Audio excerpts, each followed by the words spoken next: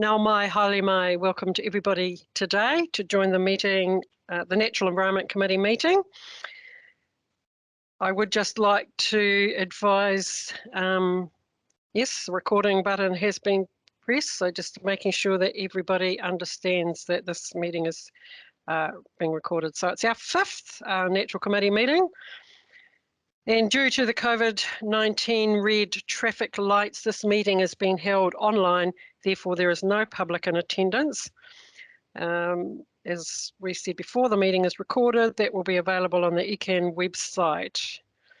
For those members who are joining us, we'd like you to use the chat function, particularly for questions. If you can't raise your hand, I think probably we'll use the hand signal there when it comes to clarification and discussion. For voting, we will use the hand and deal with the no votes first, and then any abstentions, and assume that those are people that don't raise their hand are in agreement with the motion. So hopefully everybody's clear with that.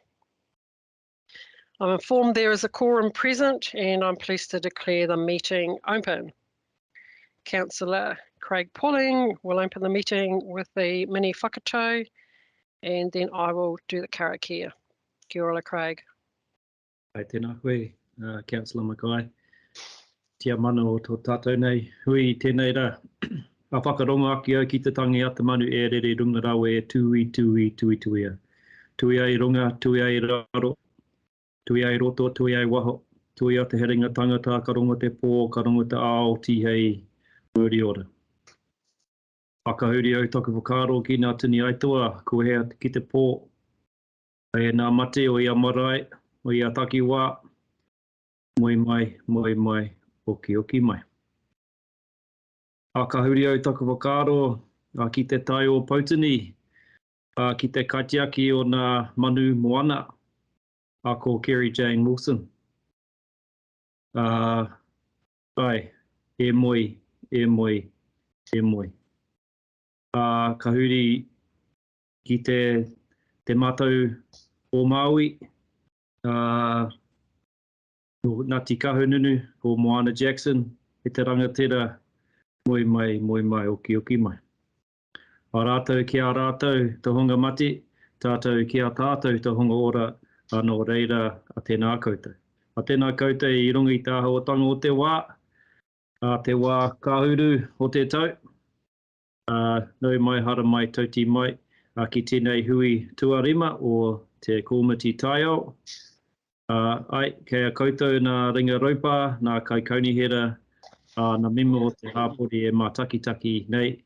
Nō reira e rau rangatira mā tēnā koutou, tēnā koutou.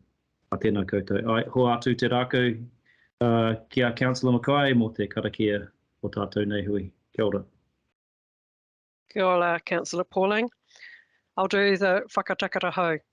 Whakatakata hau ki te uru, whakatakata hau ki te tonga. Kia mā kina ku uta, ki mā taratara ki tai. E hi aki ana te atakura, hei tiu, hei hoka, hei hohu, ti hei maoli ora. Right, we'll now move on to the apologies. We have received one apology from Councillor Liz McKenzie. Do we have any other apologies, staff?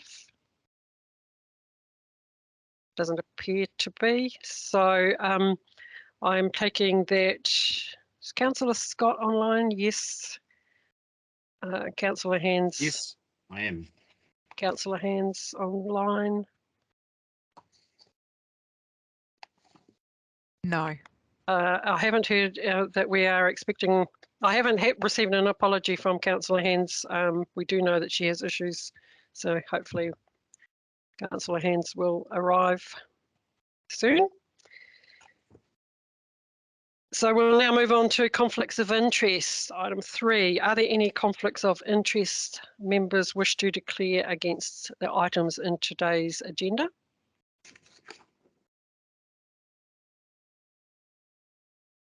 No, silence, so we'll take that as there are no conflicts.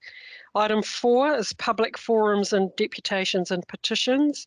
We have no public forum session today. We've received no deputations or anything. So that takes us to item 5, extraordinary and urgent business. Is there any extraordinary and urgent business? We haven't, as far as I'm aware, we have not been provided with any. Does anybody have anything that we're not aware of?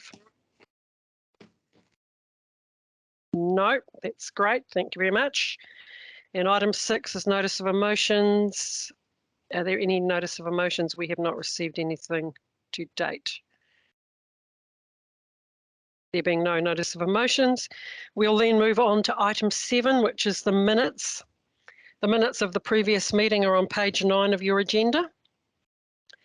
Are there any matters of accuracy relating to the minutes of the meeting for the 23rd of February 2022?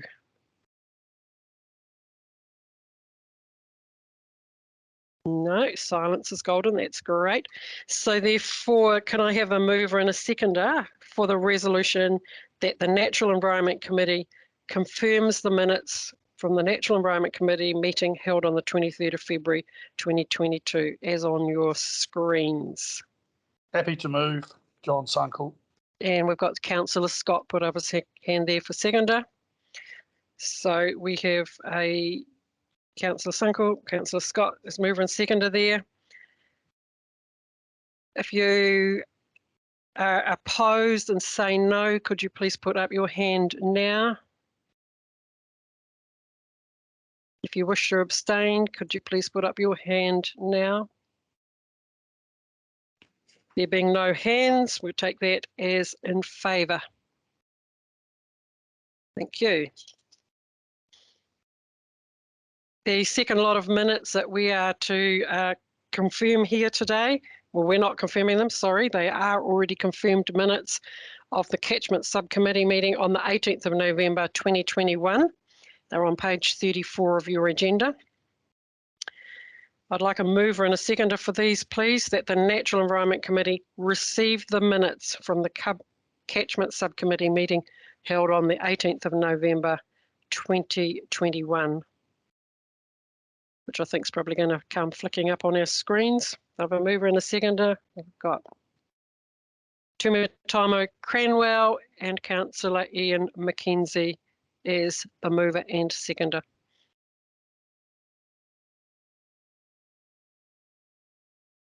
Okay, can we have hands up for those who are opposed? There being none, any abstentions? No hands, so we'll take that as everybody is in favour. Thank you very much for that. That is carried. So we now move on to the report items. This is page 61 of the agenda, so quite a jump through here. So the recommendations are on page 61. Around the update of the Banks Peninsula Hydrographic Survey. Now, for councillors, you will recall that these items 8.1 and 8.2 were on the previous agenda for our meeting in February and were held over for this meeting. So I see Fiona. Shannon is already come to our screen. So Fiona, I'd love you to introduce the report, please, at this stage. Kia ora koutou. This report provides an update on where we're at with the Banks Peninsula Hydrographic Survey work. And I really want to highlight that this project is based on a collaborative partnership between ECAN, Runanga, the Department of Conservation and Land Information New Zealand. And it really takes advantage of the opportunity that's been afforded to us by LINZ working around the peninsula as part of their National Hydrographic Survey work. So LINZ has got a focus on mapping to update navigational shipping charts. That's their prime purpose for the survey, but they're also very conscious that there are opportunities to use their data to inform environmental management. So we've partnered with Runanga and DOC to expand the survey area, going to closer into the shore than the LINS team has interest in. And by doing that, we're going to gather significantly more data that will enhance our understanding of subtidal habitats and ecosystems around the peninsula. And in doing so, we'll be able to help inform environmental management decisions for years to come. With this project, we're taking a slightly different approach to procurement. Rather than contracting a science provider to just deliver a list of services, we're working to contract a science partner to really partner with the existing partners, if you like, on this project. And they're going to work with us to provide maps of the seafloor, as well as research that helps us to understand connections between the land and the sea in this part of Waitaha. So this is going to be really helpful to inform our Ki Uta Ki Tai planning approach. And we're really looking forward to getting our science partner on board and making that announcement shortly. We're working with our respective organisations' communications teams, and we'll be putting out a press release once we're in a position to announce that partnership. So we will keep you updated as this work evolves. It is a really exciting project. It's an opportunity for us all to do things differently, and we look forward to providing further updates in due course. I'll be happy to take any questions. Kia ora. Okay, thank you. We'll take points of clarification at this stage before we have open into the discussion. So Nicole, I see you have your hand up. Kia ora, thank you. Fiona, I just have a question of clarification more around what you've just said then on the paper necessarily itself. You've said that we're hoping to use this work to inform our Ki Uta Ki Tai planning, whereas paragraph 13 says we're basically not going to have anything from this until June 2024. So are we actually going to have anything to inform our Ki Uta Ki Tai planning? Kia ora. Oh, kia ora, Councillor Marshall. Yes, absolutely understand the question there. So this project will be wrapped up in 2024, but as the project evolves and the partnerships continue to develop, we will have regular updates from our science partner.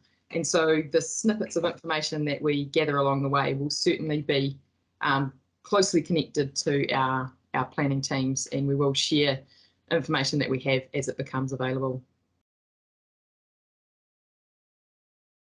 Okay, Kia ora.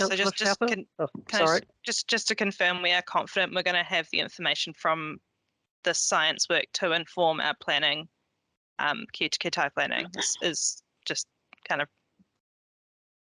Look, it'll be an input. As you're aware, the timing challenge is quite evident. So we may not have the final products, but we'll certainly be feeding in as best we can to the Kia ora, thank you. Councillor Southworth. Yeah, thank you. Sort of a similar vein, but just that there's a specific mention of doing some seabed sediment sampling and so on. And I just wondered when is that that then enables the mapping to actually be generated as I'm reading it. And so do we have a date for that? Like that would be presumably quite an early deliverable. And I wonder if we have a date for that. Yeah, kia ora, Councillor Southworth. Davina McNichol is working really closely with all of us on this project, so I'll hand that one over to her for an update. Kia ora, Fiona. Yeah, what I thought might be interesting for you to understand is how we're sort of structuring the work. This is a really unique project because we only understand what the deliverables are for half of it, which is the mapping stuff. So we know that at the end of the project, we'll have a series of maps and some kind of a digital interactive platform. But the other half of the project is where the really interesting stuff is going to come, because that's the research initiatives that will be developed through our partnerships. So we have scheduled into the contract a series of hui with our partners, and those are designed to understand what their specific research needs are. So they will feed back to us what are the important things that they really want to understand about their place. And the research then will be undertaken, and that might be a project that perhaps takes the entire 2.5 years, or it might be something that gets finished quite quickly. So that part of the project is going to evolve as we go forward. So there may be deliverables that come about a lot quicker, and then there might be some that take an awful lot longer. But what we have built into this is a regular, as Fiona said, a regular check back with the project partners so that all of that progress can be brought to our attention. Then we can actually make a decision at that point. If something's completed, then we will have some kind of communication resource that we can use and share. If it's not quite completed, we'll simply have an update. Might be some data that we can look at, might be a presentation, or those sorts of things will be evolving as we go. So we'll definitely have maps. They'll be done in conjunction with the field work, which is probably the bulk of it will be done next year, given that we're sort of starting to lose good timing for sampling. Lots and lots of field work next year, and then the map's completed at the end. But yeah, there'll be a lot of information, and we're really looking forward to seeing what comes out of that, and then we'll be able to bring that back to you to share with you what our partners have asked for and what information that we're going to be gathering through that research initiative. That's great, really interesting. And I was anticipating, even though you're saying go ahead and it's coming into winter, it probably wasn't the best time to be in the sea. So No. thanks. Thank you, Councillor Southworth. Councillor Scott. Kia ora. I can't tell from the map, but does the survey area touch on where the dredging spoil from Littleton Harbour is dumped? Do you know that? Kia ora. I am not sure exactly where that area is, sorry, but we can find out and get back to you. The reason for that is that we did an uncontested consent in terms of some dredging, and one of the issues that came up was Mana Whenua concern about that area offshore where that spoil was being dumped, and I was just wondering whether we would get an idea of that or not. So thank you. It come back to me. Will come back to us. I'm happy. Cheers. Thanks, Claire. Thank you. If there are no further questions, and I'm not getting anybody, Jenny, Councillor Huey, Chair Huey, I should say. Yeah, that's all right. Thanks, Claire. I just, like before, I couldn't see my hand to put artificial hand. So we are on 8.2, aren't we? 8.1, Jenny. Pardon? We're on the Banks Peninsula 8.1. Oh, sorry, I'm on the wrong one. That's why I checked. Okay, cool. Sorry. Thank you. So if there's no further questions, I'll thank you, Fiona, and you can now step back out of the limelight. And I will put the motion on the table, and then there'll be an opportunity for discussion around this. So here we have it on the screen, that the Natural Environment Committee receives the information on the progress of the hydrographic survey work, which will ultimately result in a better understanding of the subtitle habitats and ecosystems around Timatanga o Kahotu, Banks Peninsula. Do I have a mover? I've got a hand up. Two Mutaya councillors and a seconder, Councillor Marshall. So is there any discussion? Councillor Farm? Yeah, thanks, Claire, and thanks, Fiona. I just wanted to comment how great it is to hear about this work and the way we're working with like our statutory responsibilities, but also most importantly our Ruranga partners. And actually, like, I'm hearing a lot of how it's like an iterative process and how it's going to work in the findings that are going to come back and how our partners will be able to feed into what they want out of it. And I just think, you know, from what I can tell, that's a really, you know, we're reaching maturity in how we're not simply delivering like contracts that inform our decision making around plan making or regulations, that we're actually moving in a much more flexible, adaptive way, in the way that you need to be able to move when you're actually in relationship with your partners. So yeah, really cool to hear that. Congratulations on the work, and really looking forward to the outcomes and the updates along the way too. Thank you. Thank you, Councillor Pham. Does anybody else have any comments or discussion that they would like to have around this paper?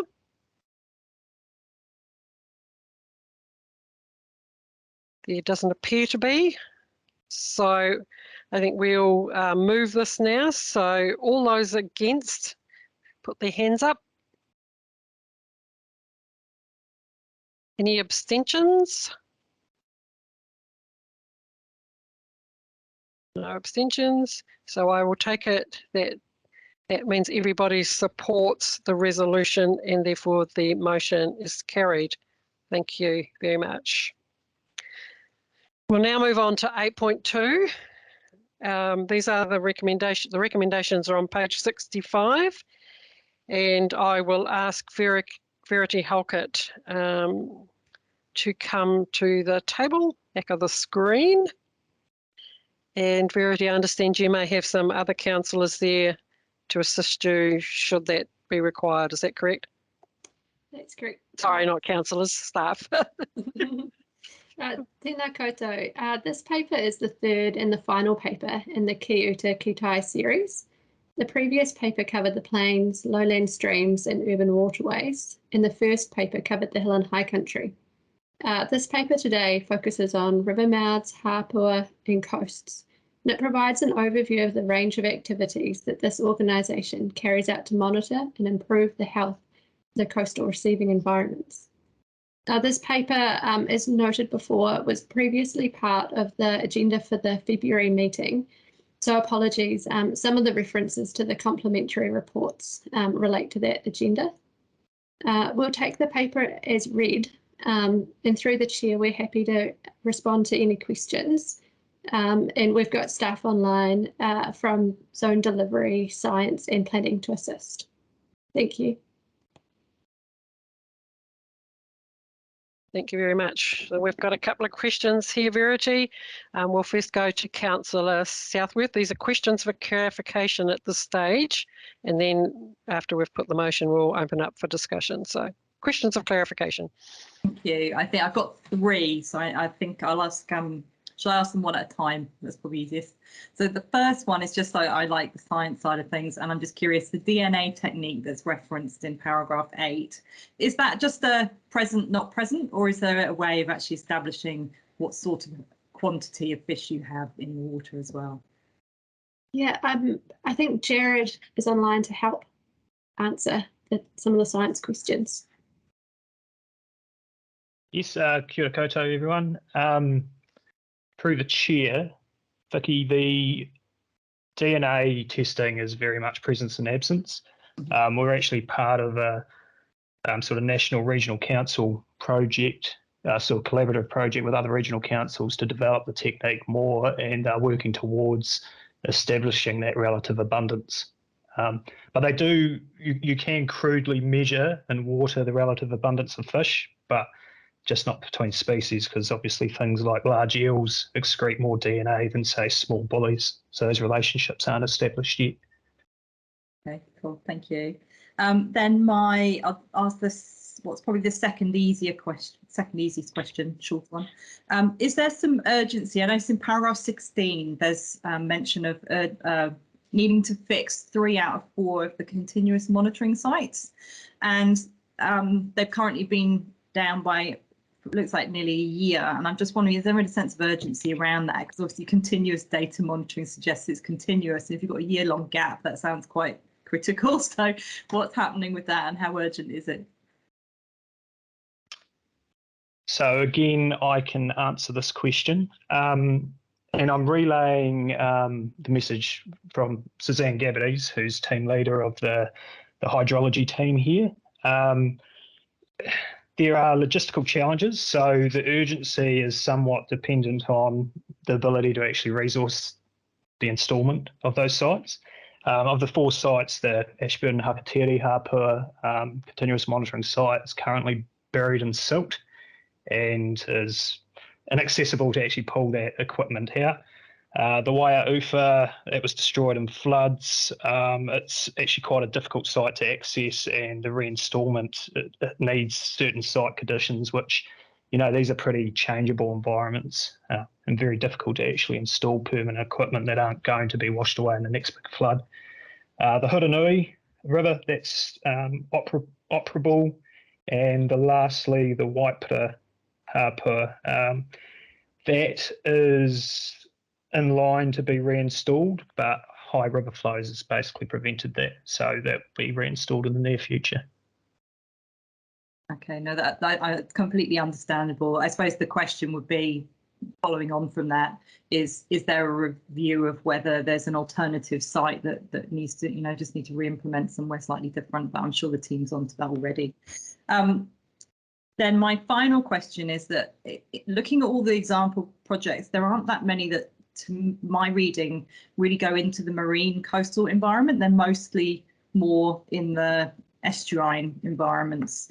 And I'm just wondering if there's, our new coastal team, I see gets mentioned, is there work going on to identify gaps in our knowledge in that marine environment? Because we've obviously got the whole of Canterbury, the length of Canterbury coast, but all the focus seems to be currently on the Banks Peninsula, and I understand that was an opportunity with Lynn's there. And there's also a project down in OTOP, which sounds like the sort of thing that actually could be rolled out elsewhere. I just wonder if do we know the gaps? Are we looking for gaps? Do we have budgets to fill in gaps on data, given that land use planning will really affect our marine environment, which is increasingly vulnerable with climate change? And so, how are we filling that? How are we gathering the knowledge we need in order to make sure we've got a really good coastal environment plan, tying in with the land use plan come 2024? Sure, there's info from a couple of different teams to cover your question. First, if Melanie Burns is still online, she's going to cover off around some of the long-term monitoring. Kia ora koutou. Through the chair, Councillor Southworth, I thought I'd just give you a little bit of an overview of the monitoring that we are currently doing as part of our state of environment monitoring in the coastal marine area. So for water quality, we have 64 sites throughout the region which we monitor either on a quarterly basis or on a monthly basis for water quality. And then we have the contact recreational program where we have 46 sites that are monitored weekly throughout the bathing season, and those results are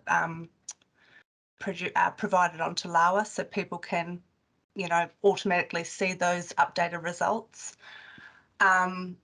We also monitor in the Avon Heathcote Ihutai estuary 10 sites through water quality monitoring there. That's on the monthly basis as well. In terms of our ecological monitoring program, we have 8 estuaries across the region that we do annual sampling.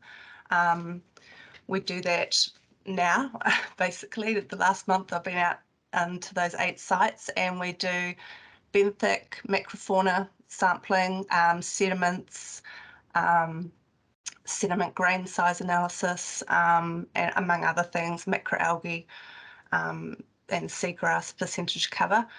The Christchurch City Council, as part of the healthy estuaries of the rivers of the city, they do the ecological monitoring in the Avon Heathcote Ihutai estuary, but they provide the data to us to analyse and report upon. So they have 5 sites within the Ihutai that they do the same ecological monitoring program.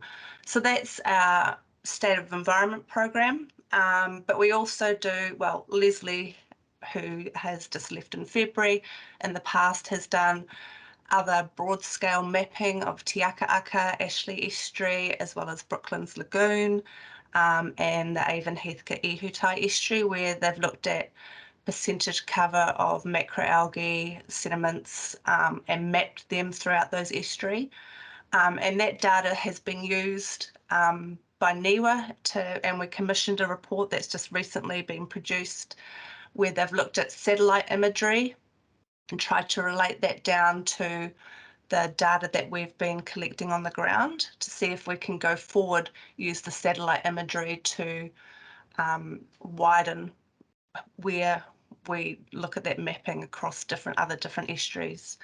So there's quite a bit of work that is being done in the coastal marine area, and Joanne will probably go into some of the gaps. We don't do any rocky shore monitoring, and we don't do subtidal, and that's just due to budgets and staff time, and it's only been Leslie in the role for a number of years.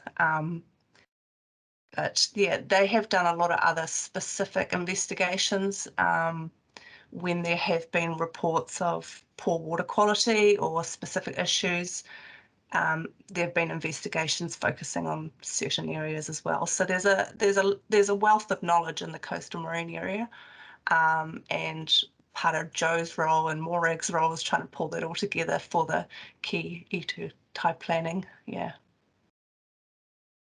Okay, thank you. I mean, it does sound like there's perhaps further work that could be done. It does sound like there's a lot of focus on the estuaries, and I'm just interested, I suppose, off the back of that to know how is information from the estuaries then taken and look, I suppose, work out where is the most critical places to then look beyond the estuary and into the marine environment for vulnerability and areas that need greater protection and that type of thing. And I'm not sure I'm hearing that we're quite getting to that along the full length of Canterbury.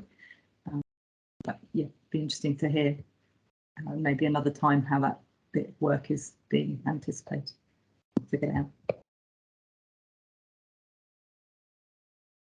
Through the chair, if you like, I can just add a little bit to that. I'm Jo and I'm in the planning team, so there is quite a lot more work going on. I can assure you of that in the marine space, and there's actually several pieces of technical work occurring as part of our integrated planning program, which we're just kicking off and getting up and running. I think I understand this afternoon, Lisa from Planning and Elaine from Science are actually going to be talking to you about the integrated plan technical work. So I'm going to leave it to them actually to talk you through that work, and I hope you'll find out more from that. Well, I'm sure you will, so that will be helpful.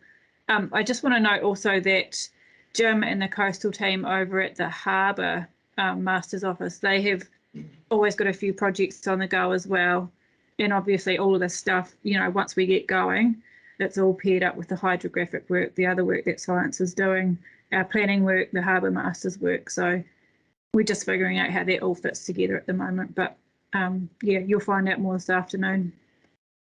Great, sounds good. Thank you. Thank you very much. I understand that Councillor Farm has one related to this, so Councillor Mackenzie, if I could just take that and then come to you next. Thank you. Yeah, thanks, Claire, and thanks for that explanation to Vicky's questions, because mine was really just an extension of that. It was about, and you mentioned a number of different areas where we're looking for existing data and information about coastal environment and that kind of thing, and that there's some staff's role who is specifically to sort of hunt for that information.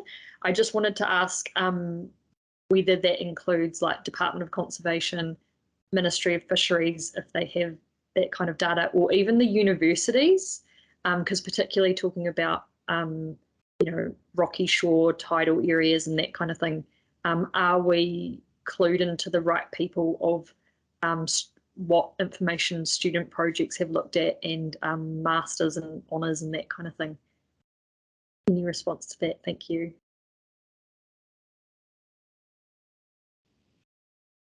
Hi, kia ora. I can just say that in my role as a coastal scientist, I'm involved with, work quite closely with a number of the professors and lecturers at the University of Canterbury and other universities, and through supporting some masters and PhD theses, as well as just being aware of the projects they're doing. So that information will be shared with planning. There's, we've got a bit of a registry of master's theses and PhD theses and research papers that are relevant to the Canterbury region that is available for planning and that to reference and look at as well. Yeah. Cool, thank you. And then also just quite specifically in terms of I think you mentioned annual surveys of fish populations in Hāpua.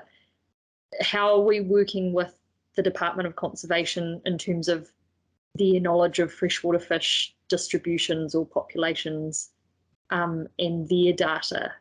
Because presumably they might have some good stuff. Yes, so Jared here. Through the chair, Councillor Farm, we the paper as you have all read it, there's been a lot of work that's actually taken place since then. That was a full year and a bit ago.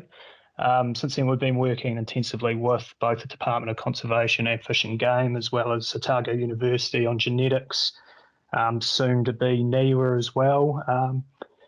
We are contracting NIWA to do the next piece of work that's sort of investigating drivers of smelt decline, basically. So whether habitat has shifted in freshwater environments, Hāpua environments, coastal environments, and that sort of thing. And they've recently employed Dr. Mike Hickford, who is a whitebait fisheries scientist, and he brings with him a lot of experience from the University of Canterbury as well.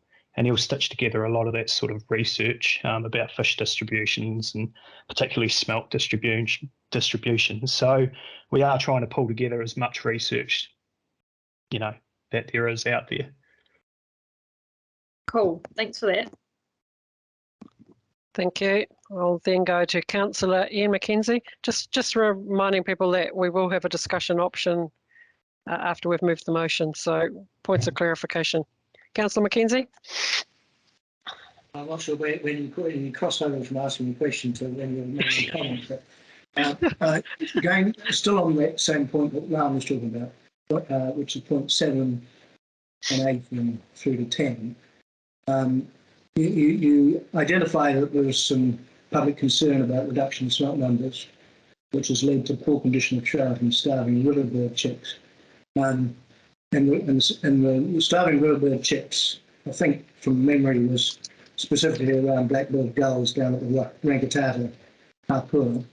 And black-billed gulls are a terrestrial gull which tend to feed on grass grub and corona caterpillars inland rather than on birds. And then you did a fish survey, netting survey down in the Rangitata at the Hāpua, which found a lot of fish, including smelt. And I'm just interested to know whether, and maybe you did that survey after this report was written, but whether the results of your fishing survey should have perhaps been put in with this report to indicate that evidence isn't all around the demise of the fishery or the conditions, but in fact there may be some evidence to suggest there isn't much wrong. And I also note from my fishing friends that the Rangitata trout fishery has never been better in terms of the numbers and condition of the fish. So I'm just interested in comments really around whether this report truly reflects what is actually going on, given some of the work you've done since you've made this report. Through the chair, Councillor McKenzie, there's, I guess as I commented before, there has been a lot of work done since that particular write-up. The Rangitata surveys did fare better than particularly the likes of the Ashburton Hakateri Hāpua.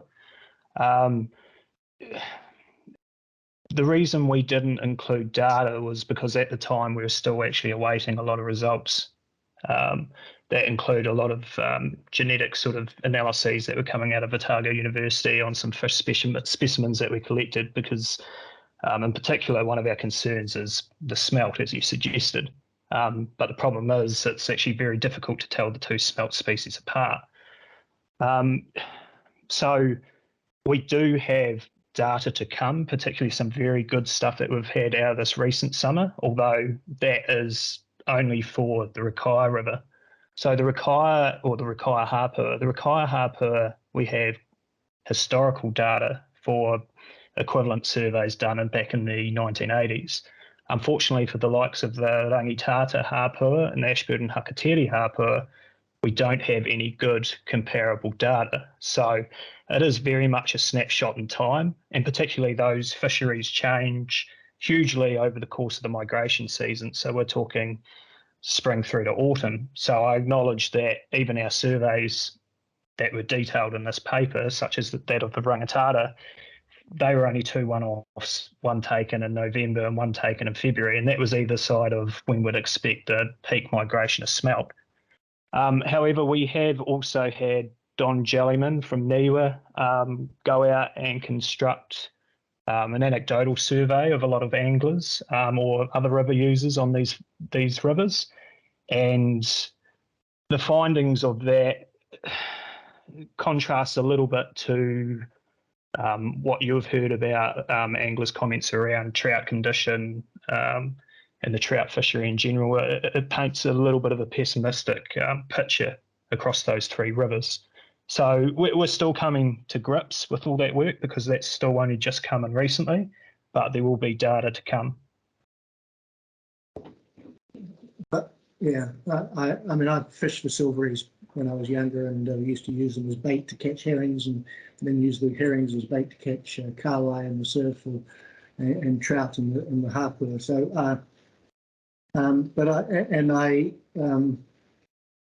I guess I'm concerned that we put too much emphasis on sort of anecdotal evidence from people with a political axe to grind, and not necessarily get to the reality of what's going on.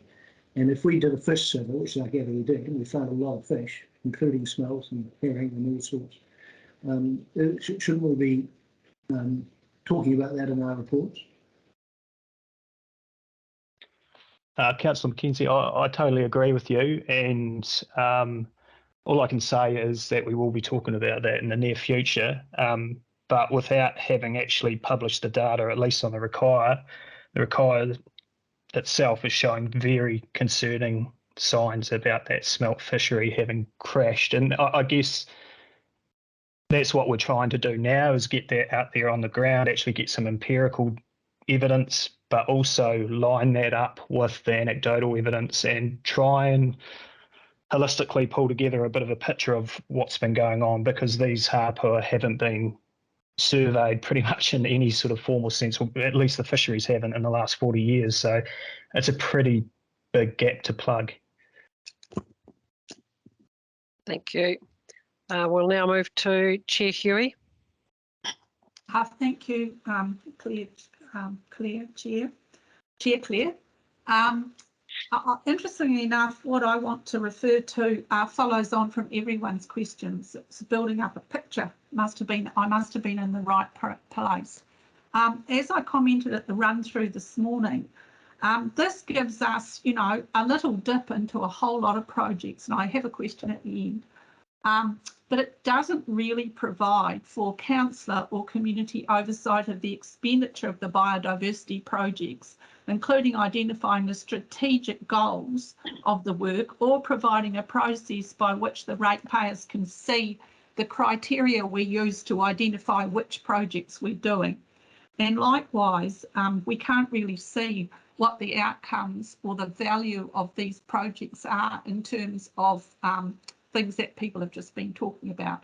But in particular, paragraph 21 identifies this fantastic work that's going on up in Kaikoura around the black gulls.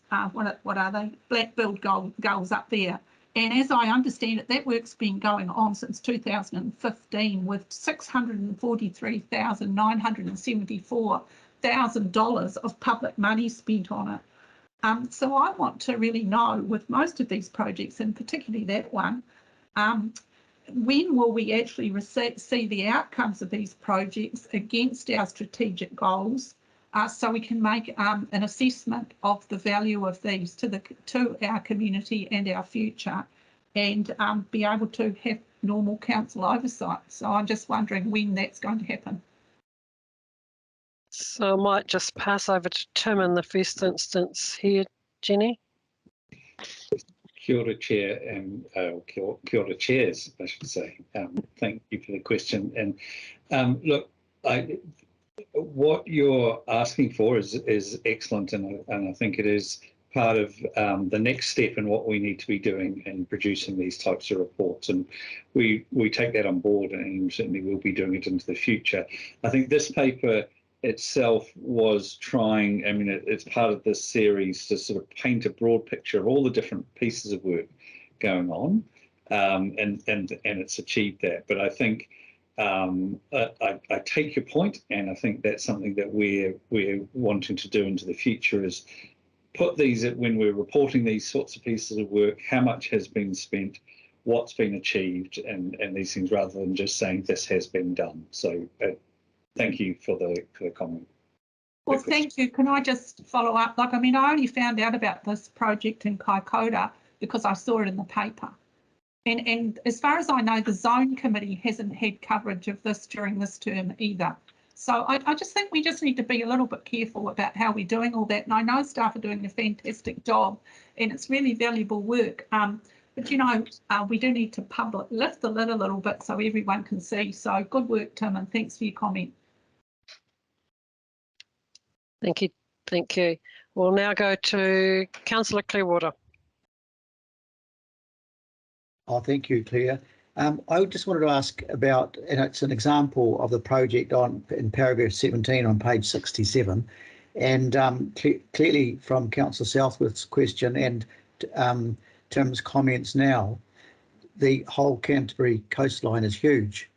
But I just, besides the profiles that have been surveyed that are referred to there in the Rakaia, Ashburton and Waitaki Hāpua, I just wondered, is any work being done on the beach area around? I guess I'm referring particularly to the Brighton Spit, that whole area where the sand dunes are. Just so we know, do we know about, I guess, the protective factors of the sand dunes?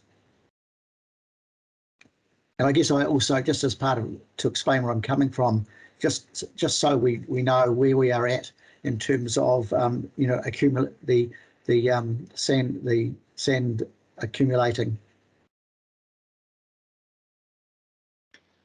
Through you, Chair, if that's right, I'll have a go, and other staff might be able to come in and help. But we do have a coastal monitoring program. So Mel Burns talked about the water quality monitoring and the ecology, but we also have a physical monitoring where people are going out and doing transects across through the sand dunes and whatever else it might be at the coast, depending on where you are. So those are surveys that are done generally annually, and there are a series of them all the way along the coast of Canterbury, and I do know that that includes the area that you're talking about, Councillor Clearwater, and in and around New Brighton, but also further up beyond the Waimakariri, and then also in some of the other coastal areas down in the south. So there is a monitoring program. It hasn't been reported. Actually, I tell a lie, in paragraph 17 talks about the coastal survey profiles, and that's what I'm referring to. So there is information there. We haven't reported on it specifically, the results on that in this paper, but it is information that is available, and we use it for exactly that, of understanding how the coast has changed with time. Thanks, Tom. Thank you. That looks to be the end of our questions from councillors with regard to clarification. So I'd just like to take the opportunity to thank Verity and other staff who have made contributions to the questions of clarity here. So thank you very much and appreciate that. And now ask you to just step back while we put the motion and then we'll have some discussions. So the recommendations on page 65, Juliet's got this on the screen here. So the recommendation that the Natural Committee, Environment Committee receives the report Ki Ute Katai on the river mouths, Hāpua and Coast Cross Portfolio Work Programme Overview. Do I have a mover and a seconder for that? Councillor Southworth. And a seconder?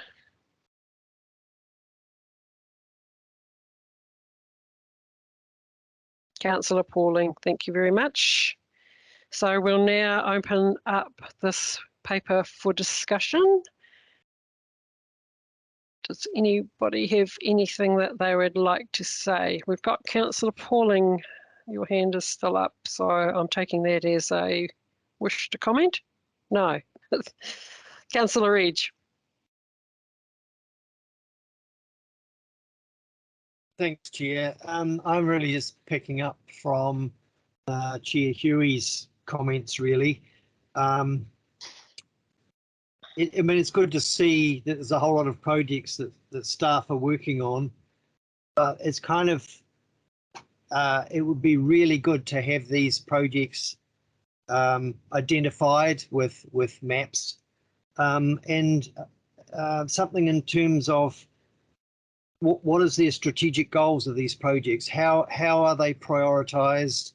Who makes the decision that we look at project A versus project B? And I think rather than getting lost in a paper like this, I think the public would find it really useful, and maybe it's through a website space or something in terms of biodiversity projects especially.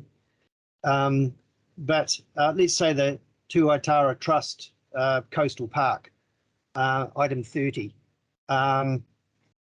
You know, it's a very short few words saying what that is, but councillors will have no idea about what's involved, how long it's been going, what support the zone committee's given it over the years, how much funding's allocated to it.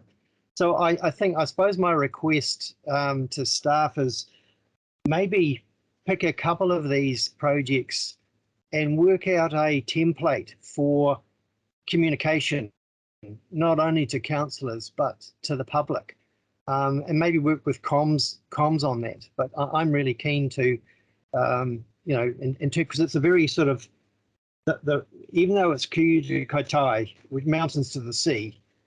These are a whole lot of individual site-specific projects in a way, and the strategic process, I suppose, from my perspective, is it's a whole of river approach, or it's a whole of coastline approach. What is the strategic process in determining these projects? And maybe that's still to come.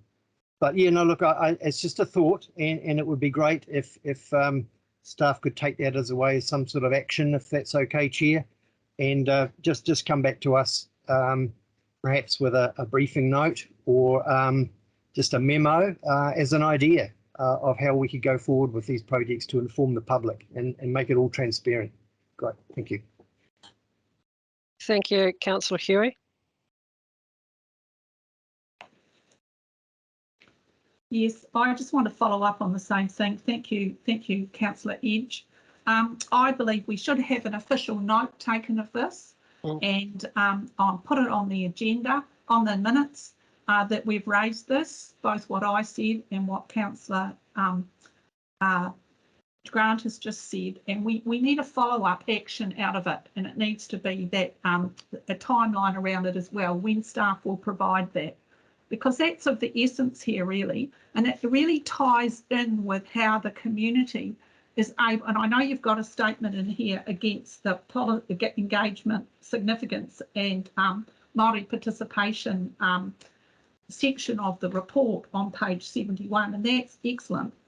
But really, how we enable the community and the oversight they have of it and how we engage them in these projects are related items.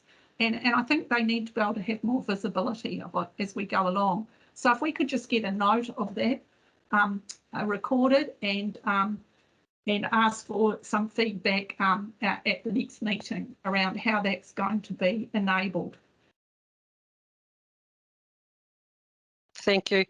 Just before we go to the next councillor, I think I, as chair, will just note that we have heard that message. Our director has confirmed that he's heard that message, and certainly as co-chairs we can try and bring something back.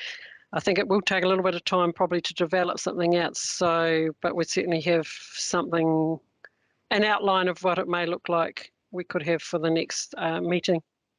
Hope Yes, I'm not putting Tim onto the spot here. When we get up to the resolutions, I'll move that we do that for the next meeting and that a memo come back. I'll move an amendment. I'm just foreshadowing it now. Or do you want me to do it now? Well, I'm not sure. We could just have it as an action point, Jenny, separately to come back, but it's entirely, I'll be led by able advisors here. So maybe while we're having a think about that, can I just go on to Councillor Bill Clearwater? Thank you. Look, there's a huge amount of work being done by ECAN staff, and it's there's a good excellent examples of it in the reports. And I guess people, councillors are indicating that in some ways we need some kind of expansion of, and I don't mean a whole lot more work, because clearly we don't want to take staff away from their work. But an example for me is around the coastal survey profiles, and that while the surveys in the Rakaia, Ashburton and Waitaki Hāpua are referred to, clearly there's some other work being done, as we heard from the staff. And like, it just seems to me how in fact this work is prioritised and pulled together. Like, for example, if we take the portfolio of climate change and developing resilience, clearly some of this work is really crucial. And the case in point that I'm referring to is the protective factor of the dunes. So it just seems to me that this is a really full and wide-ranging report, but it's just how in fact we get some of this information and the excellent work that's being done confirmed, I guess, developing the portfolio approach. Thank you. Councillor Pauline. Yeah, kia ora, everybody. Yeah, one thing I think that could help in this discussion is linking it back to the annual plan, long-term plan projects, and I think that's something that some of the other committees have done pretty well. I think the Transport Urban Development Committee has a sort of update, and it links it back to that. And of course, in the regional strategic leadership committees, we also see that link back through those portfolio reports. So I think that could really could help in the future. So that just might be a bit of a way to get it to happen, because these reports are meant to be the 3 or 4 that we've done, a bit of an overview of what's happening in those environmental sort of areas, rather than looking at the programs that we have under our annual and long-term plans, which I think is the strategic bit. So yeah, I just think we can do that going forward, and we just have to work with staff on that. So. Thank you. We've got Councillor Southworth. Yeah, I'd just like to say there's clearly lots happening. I feel like a map. Councillor Edge mentioned mapping, and I think mapping would really help to establish sort of where things happening. Some of these projects will be region-wide, others in very specific locations, and just getting a real sense of where activity is happening and how it connects into, or it helps then to understand and connect into other portfolios as well. So like, for example, the climate change just got mentioned.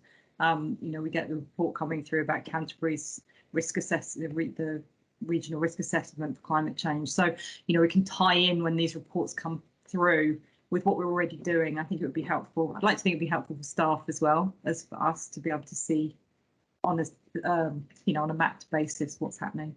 Thank you. Thank you. I think as chair, I'm going to have a say here again. It does cross portfolios, as Councillor Southworth has just mentioned, and this could get very, very big. Well, it is very, very big if you actually look at the projects that occur every year. Some of them are over different terms of council, so 5 and 6 year periods, for example. So you could get a very big web page or information documents or maps even. So I think there needs to be a real thought given to how best to answer the needs of visibility, transparency and accountability. And hopefully with the approval of the committee and Chair Huey and those that have spoken around this, that if we note it in the minutes at this stage, perhaps rather than an amendment, we'll bring something back at the next meeting and then we can perhaps go from there. So are you agreeable to that, Chair Huey? Yes, I agree to that. And specifically, I'll say we need it, and we need something that will, to the next meeting, that will show the expenditure against the strategic long-term plan goals around these projects, to enable that oversight and to show the outcome of these projects. And I'll just let you know that governance is working on this, and there are ample examples from other regional councils around New Zealand how this is regularly provided without causing too much interruption. So I think we need to move to that. So I'll be satisfied with a note from staff and that they'll work on that, getting that back to us at the next meeting, letting us know what that's going to look like in the future, because it is essential for public transparency under the Local Government Act. Okay, and that also obviously it covers the conversation, so it does answer some of our concerns around making sure the transparency of the discussions actually occurring. So our Secretariat, I think you've got that all under control, I take it. So if there's any issue, come back to us. Thank you, Petrea. So I don't have any other hands up for comments around this discussion. I think that's been very worthwhile discussion. So we've got a mover and a seconder here. Councillor Southworth has moved it. Councillor Pauling has seconded it. We'll then now go and put hands up if anybody is against this resolution. No hands up. Anybody abstaining? With your hand up. No abstentions, so we'll take that recommendation as carried. Thank you very much, everybody, for your participation and the presenters who helped us through that item. That takes us to agenda item 8.3. This is the item around the long-term trends. The topic is headed groundwater and surface water. This is page 109 of the papers. It's basically an agenda item that refers to groundwater report only, and just to note that a surface water report will be coming to a future council meeting. Now we have Carl Hansen, our groundwater science manager, online. Kia ora, yes, I'm here. Carl, how are you? Good, thanks. The floor is open to you. Or the screen as we've got. Very good, thanks. And afternoon, everyone. Yeah, well, I think you've seen the report that's in the agenda, and I just wanted to go through it fairly quickly and show a few of the slides or a few of the pictures that are in there. I will share my screen and hope that works. So you should be seeing a full screen view of the title page of a presentation. Must be coming. Yes. It's there now? Yep. Okay, very good. Yes, as some Councillor Mackay said, this is only going to focus on groundwater. We decided to focus on groundwater in this one and put the discussion about trends in surface water quality off to a meeting in the not too distant future. And what I really want to do today is just give you a picture of how nitrate concentrations in groundwater in Canterbury have been changing over the years.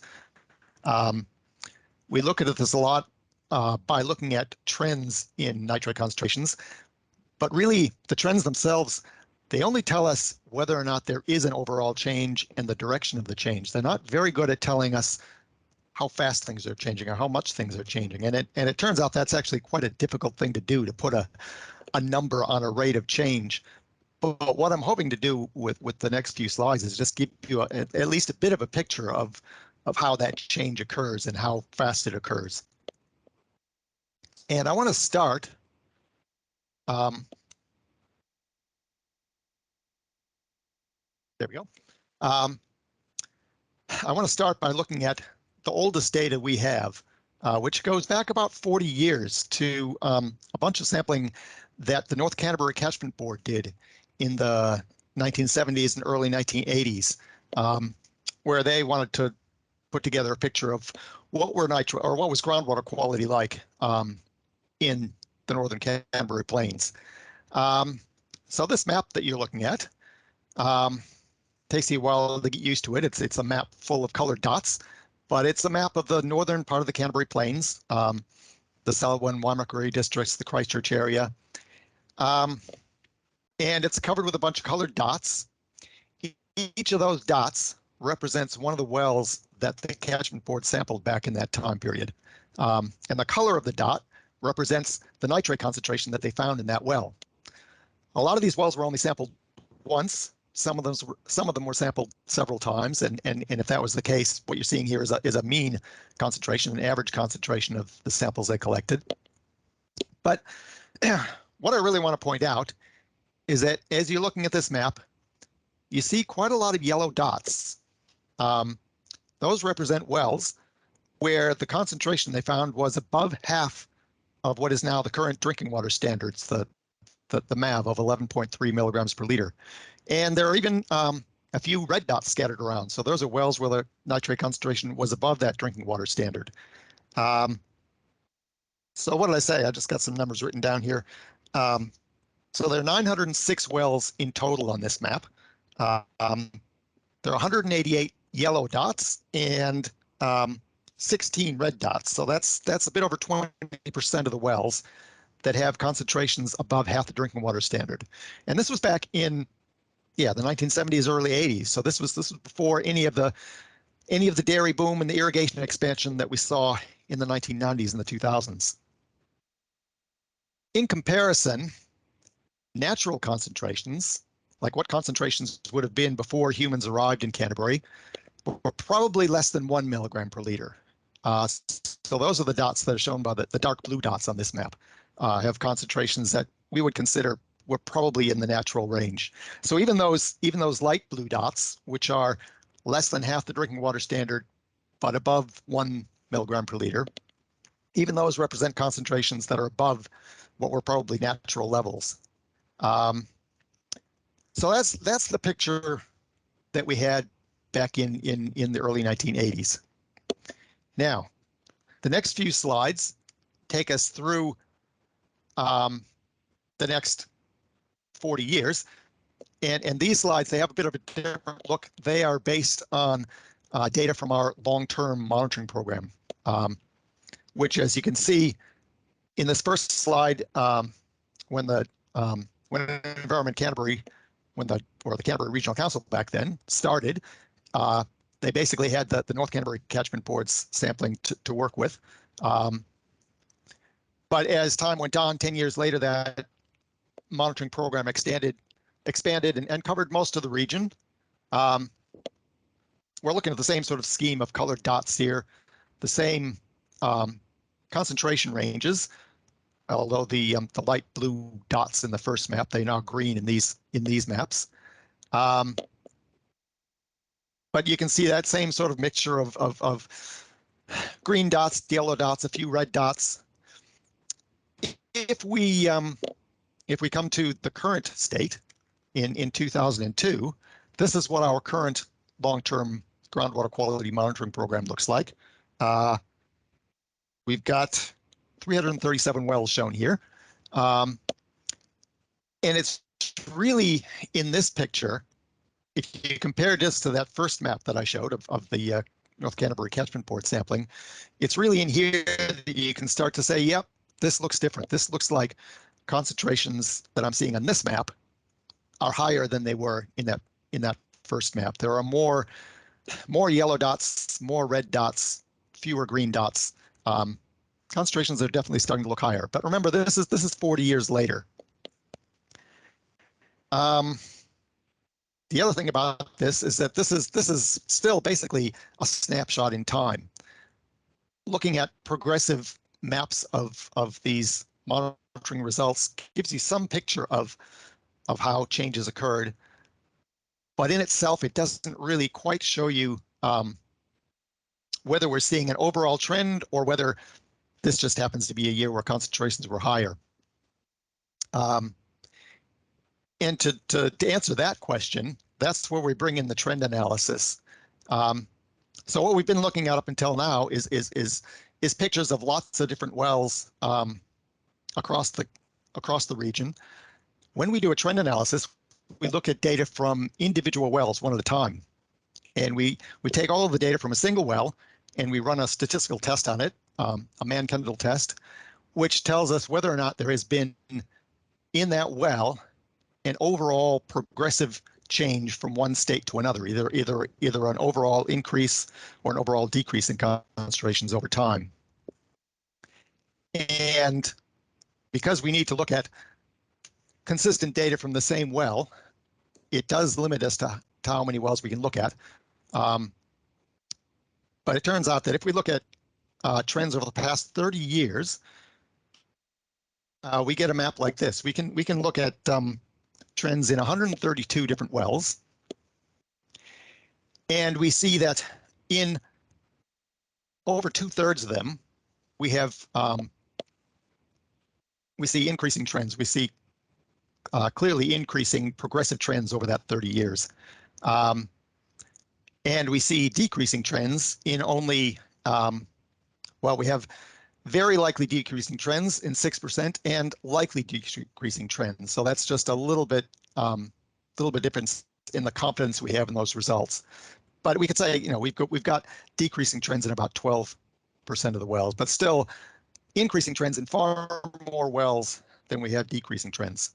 So you put this together with those previous maps, and it tells us that, yeah, nitrate concentrations in groundwater have changed significantly over the past 30 years, over the past 40 years, really, since those concentrations in the 70s and 80s.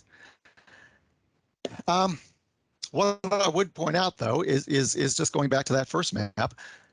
Even back then in the 70s and 80s, the concentrations we were seeing, they were not pristine. They were not natural levels. They were still showing quite a lot of effects of human activities, probably farming at the time. And so if we think we've gotten from that first map to what we see now in 40 years, how long would we have to go back in time to see all those concentrations have dark blue dots, to see all the concentrations were back at natural levels? I would suggest that we probably have to go back to when farming began in the region. I would suggest that ever since people started farming in Canterbury, nitrate concentrations in groundwater have started to rise. And it has been that progressive development of farming over the past, 150 years or whatever, that the concentrations have increased to what we're seeing now. So that's a picture of basically how concentrations have changed. But what's been happening more recently? Because this map that you're looking at now tells a long-term picture.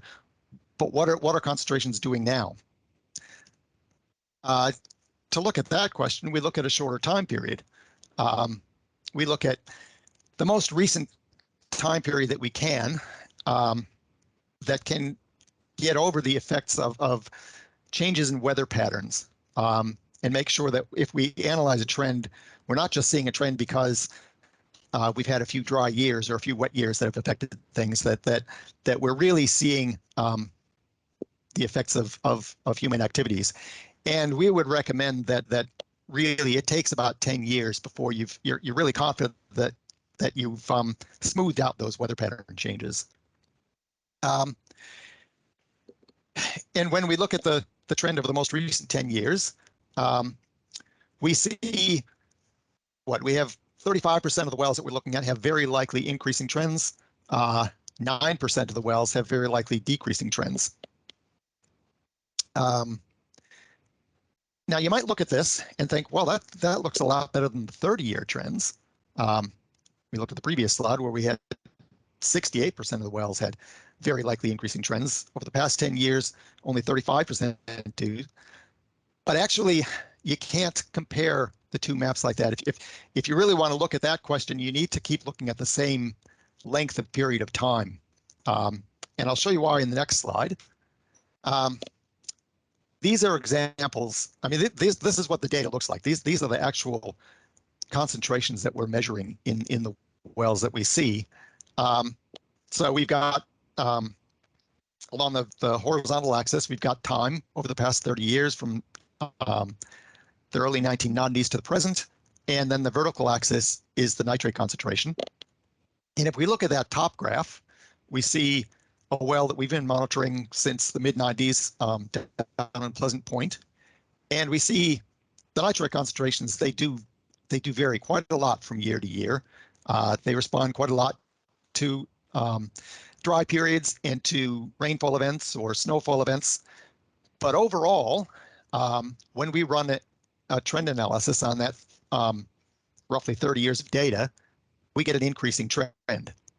And when you look at it, you can see that, yep, the trends in more recent years are higher than they were at the beginning. But in fact, most of that increase probably happened earlier on. Over more recent years, yeah, there's been a lot of up and down, but you couldn't say there's been an increase. In fact, you might almost see a little bit of a decrease in concentrations over the past 10 years. So in that top map, if we looked at 10-year periods, we'd probably see an increasing trend over the first period, and then we'd probably see no trend later on. In the middle graph, concentrations were pretty level over the first 10 years or so. Then they rose quite a bit in that middle period, and then they leveled off again. So it would really be that middle 10 years where we had an increasing trend, and then probably no trend in the other 2 years. And the bottom map, most of the increase was in the later 10 years. So with any of these three maps, if we just looked at a 10-year period, we probably only see an increasing trend in one of them. But over 30 years, they all show an increasing trend. So seeing that difference between the 10-year trend and the 30-year trend, it's not that things were better, that there were less increases in the first 10 years than there were in the second 10 years. It's just that's how the changes happen. There's a lot of up and down. They're not nice linear straight trends. And it's only when you put them all together over a long time period that you get that longer picture. If you really wanted to see whether those 10-year trends were changing, that's when you look at this graph, which shows the results of the 10-year trends that we've done and published every year since 2007 in our annual groundwater quality survey reports. And what you see here is out of the percentage of wells that we have every year, and that the actual number of wells changes from year to year, but we just look at a percentage of the wells, we can see what proportion of the wells had decreasing trends in the red dots, which proportion had increasing trends, the blue dots, and which proportion had indeterminate trends.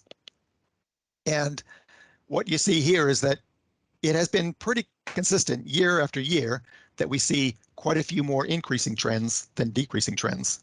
And yeah, I look at this and I don't really see much change in that pattern. Maybe if you want to be optimistic, you could look at the number of decreasing trends over the recent years and think, well, maybe there's a few more decreasing trends in recent years than there were earlier on. But I'd also suggest that a few years ago, we made a map similar, or a graph similar to this, and put it in one of our annual reports, and it ended in 2018, where you can see there's quite a drop in the number of increasing trends, or the proportion of increasing trends from about 2013 to 2018, and we thought, well, maybe that's a sign of things getting better. But then we had a few dry years, and that's what was driving it. And then we had rain, and the number of increasing trends started to go up again. So really, there might be some signs of a bit of a decrease, but we don't see anything very clearly. And that's probably the main message that I get from all of this data that I've shown, is that nitrate concentrations, they've been increasing for the past 40 years. In fact, they've probably been increasing for the past 150 years. And we don't see any clear evidence that that's turning around yet. Then the only other thing I wanted to just touch on briefly was, well, how long might it take before we start to see some improvement? We've been doing a lot of work over the past 10, 12 years with plans and sub-regional plans and moves to good management practice. How long is it going to take to see changes? Well, I think that if there were large-scale changes in land use across the region, I think we would start to see the change fairly soon, within a few years, maybe 5 to 10 years. And we've got some pretty good evidence that suggests this. We know that we see, I mean, and you saw in some of those graphs, we see responses to rainfall or snowfall events, single events that cause changes in groundwater quality within a few weeks or months. There have been field trials in places like Templeton, Burnham, Rolleston that have all shown that tracers put onto the ground surface can reach the water table very quickly, even when the water table is 9-10 meters deep at least. If it's 100 meters deep, that might be a different story. And we've got a number of case studies that we can point to in the data that we've collected across the region that show that when we've seen land use change, we actually see changes in the groundwater quality fairly soon, within, as I say, months to years. On the other side, we also do have data that suggests that groundwater can be very old, and the changes can take a lot longer. But what those changes are looking at is more the full change, the average age of the groundwater, or how long does it take for the full effects to come through, or how long does it take for a land use change in, say, the upper Canterbury plains to reach the lowland plains or the coast.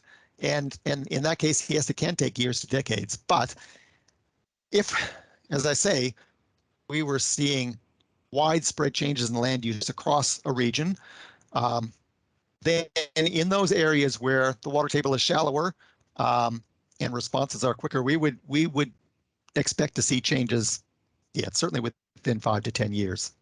And we have not yet seen any clear changes like that. And I think I will leave it there. Thank you, Now, Carl, for that PowerPoint presentation, and obviously your involvement in the paper itself. This has been keenly sought after by councillors, and certainly it raises questions and concerns that the wider community have. So we'll take questions of clarification for Carl at this point in time. Councillor Southworth. Thanks, Carl. Thanks for presenting all this data. I'm now going to ask you some questions about whether there's some more data or some more analysis that might help just to understand the picture a bit more. So my first question is, in the past, you really helpfully provided me with a map where you'd looked at concentrations by depth. So we had, I think, just a broad, shallow, mid, and then deep. And I wonder at what patterns, I'd love to know what the patterns would be if we looked at this trend data but split it out by depth, and whether there are some differences from that point of view. Yeah, if I could respond to that, the chair. Yeah, in the looking we have done, we don't see clear patterns with depth. We haven't done a full formal analysis to present that all, but in the when we've looked at the data informally amongst ourselves and discussed it amongst ourselves, we don't see clear patterns in changes with depth. We see increases and decreases in both shallow and deep wells, and generally, as I say, more increasing concentrations, more increasing trends in both shallower wells and deeper wells. Thank you. I've got a few questions. I'll just work through them. So then this is actually one that's been fed through from Councillor Liz Mackenzie, who was interested in whether we could look at the trends by catchment, whether anything specific, obviously got the map here, is looking at it across the whole, and whether there's any difference between catchments, and also with the rates. I think you already mentioned, actually, it's difficult to look at the rates of change because our data just doesn't go over such extensive periods as I think you perhaps would need to do that, but perhaps just elaborate on that. Yeah, again, through the chair, if I can respond to that. I think, and what I tried to show in those maps is that, again, that the trends that we see are pretty uniform across the region, where we see increasing trends. They pretty much cover the region. There doesn't appear to be a lot in it as far as looking at one catchment versus another. The trends appear to be pretty widespread across the region. There are clearly lower concentrations in, say, the Waitaki catchment than in a lot of the catchments on the Canterbury Plains. But even there, I think we do see increasing trends, more than decreasing trends in the Waitaki catchment as well as across most of Canterbury.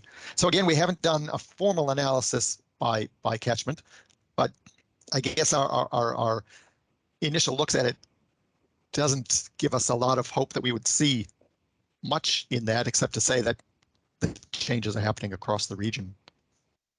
Okay, and yes, as far as the rates go, using the trend analysis to look at the rates of change, when you look at those few examples that I showed, you see there is a lot of noise in the data. Putting trend lines through those data points and trying to put a number on that rate of change is going to be subject to a lot of plus or minus, a lot of uncertainty, and it does get very difficult to talk about the rate of change. And that's why I did put those two maps from the 70s versus the more modern one, to give you at least somewhat of a picture of what that rate looks like.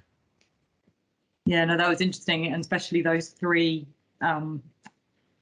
the changes over time with those three wells that you showed us as well. I thought it was really enlightening. Then I have a question and I'll wrap two into one here, I think. So it seems in the summary that it's difficult to know whether or not the planning work and rolling out the planning rules that we have is actually making a change, or whether it's simply that at the moment there's not been the implementation's not been going long enough or hasn't affected enough of the consensus yet. Now, obviously, the answer to that question is critical for our development of the 2024 plan. And then, so I guess my question would be first, my question is, well, how do we get more certainty around which of those factors it is in order to inform the 2024 plan?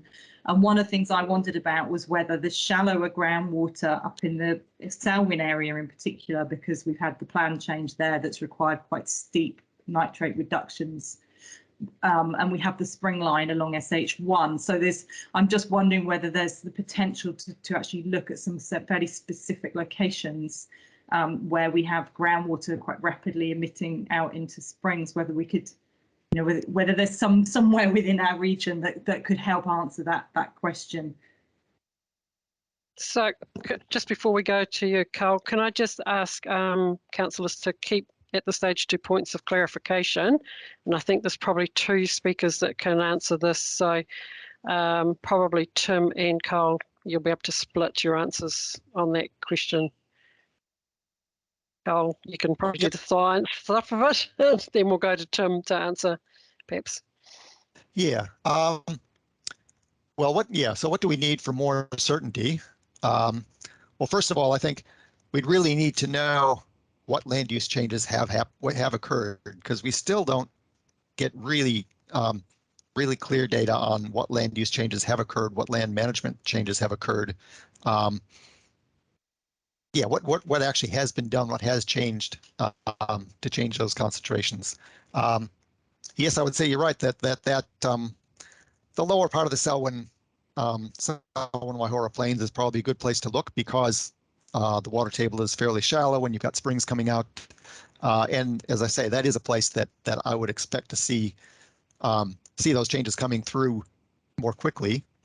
But I suppose the other thing I would say, and I would point to, again, looking at those 2 maps that I focused on, the one from the 70s, 80s versus the current one, and you see how long it's taken to get from where we were in the 70s to where we are now, and how much land use we know has changed over that period, how much farming development has changed over that period, and the changes that we've seen. And then you project back how far might we have to go to get back to the natural concentrations, that 1 milligram per liter that some people are calling for. There were calls for that national bottom line in the NPSFM to be as low as 1. There are calls for concentration to be that low because of the potential risk of colorectal cancer in drinking water. To get to concentrations like that, it's pretty clear that you have to go back a long way till concentrations were that low, and we're looking at pretty drastic land use changes. It's pretty questionable whether we could farm at all if those were the kind of concentrations we were looking at. So if we want to see concentrations in changing in the groundwater, we are probably looking at some pretty drastic changes in land use. And yeah, that might be one of the things we need, or at least we're going to probably need a lot more time. If we're looking at smaller changes in land use, we're probably going to need a lot more time of monitoring until we're comfortable saying, yep, the concentrations we're seeing now are clearly lower than they were 20, 30 years ago. Okay, thank you. Thank you. Can we just go, Cam, you would like to take the second part of this question? Thank you, Chair. Through you. You're dead right, Councillor Southworth. It is tricky to assess at this point in time some of the effectiveness of or the outcomes or the impact that some of these planning provisions are having, because a lot of them are still being implemented and have only been implemented over the past couple of years. So without being able to necessarily draw that really clear line between kind of the difference on-farm action has made to water quality, in order to prepare for the kind of integrated plan, we've got a number of work items that we're initiating, which are better understanding what on-farm changes we've seen, and whether that be as part of good management practice and part of the auditing framework, what's happened when farms have moved from a C audit to an A audit, for example. So we can use that as a form of proxy, if you like, just understanding what changes we've seen due to the regulatory framework, and then we might be able to start to understand what impact that has made on water quality without actually getting those results right yet. But it will be, we'd probably expect to see within the paper, we talked about those 2 forms of lag. One, the lag between when on-farm changes are made and when that might show up in the water quality.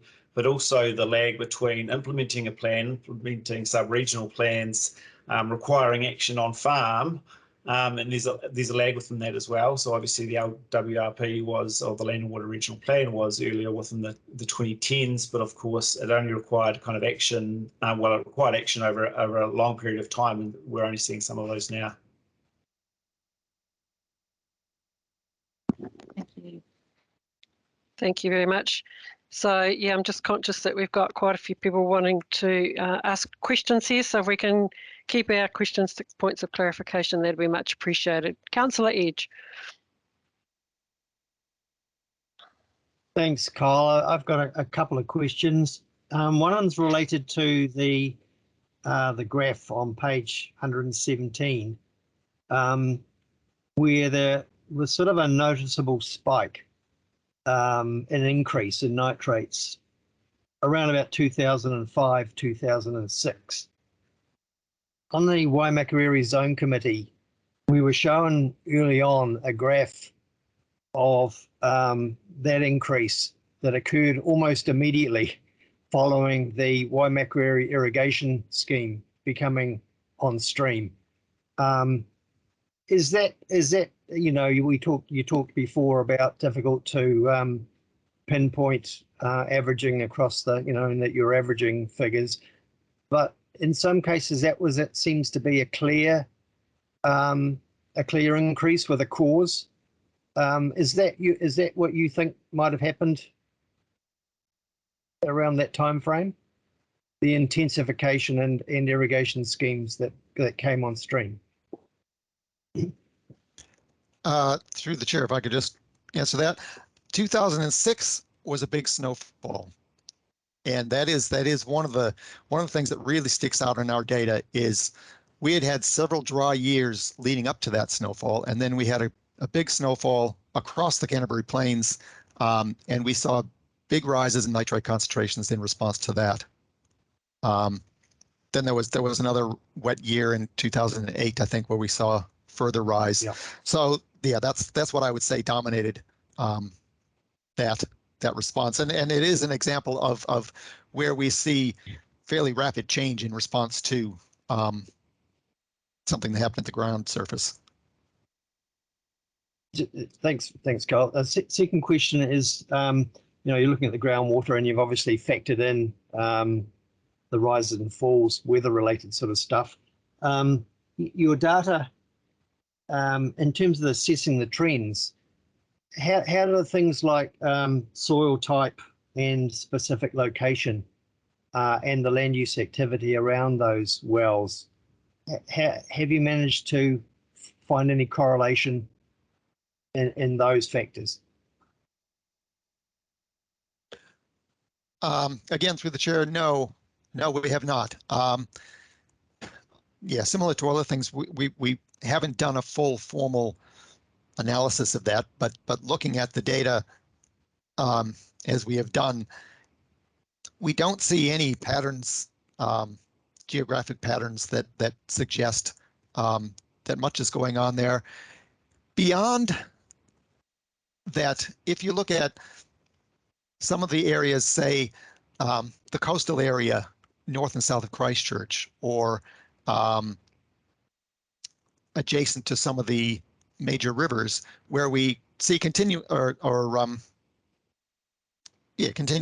low, very low nitrate concentrations, those seem to be areas where the groundwater is not coming from areas that are recharged from the land surface. They are either very old water or water that is coming directly from the riverbeds. And so they might be areas where we're not going to see the same sort of changes that we might expect elsewhere. But beyond that,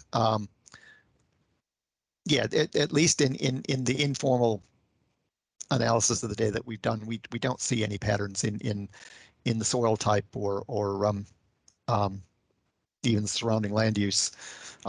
Well, unless we look at some of those case studies where we know there has been a big land use change, and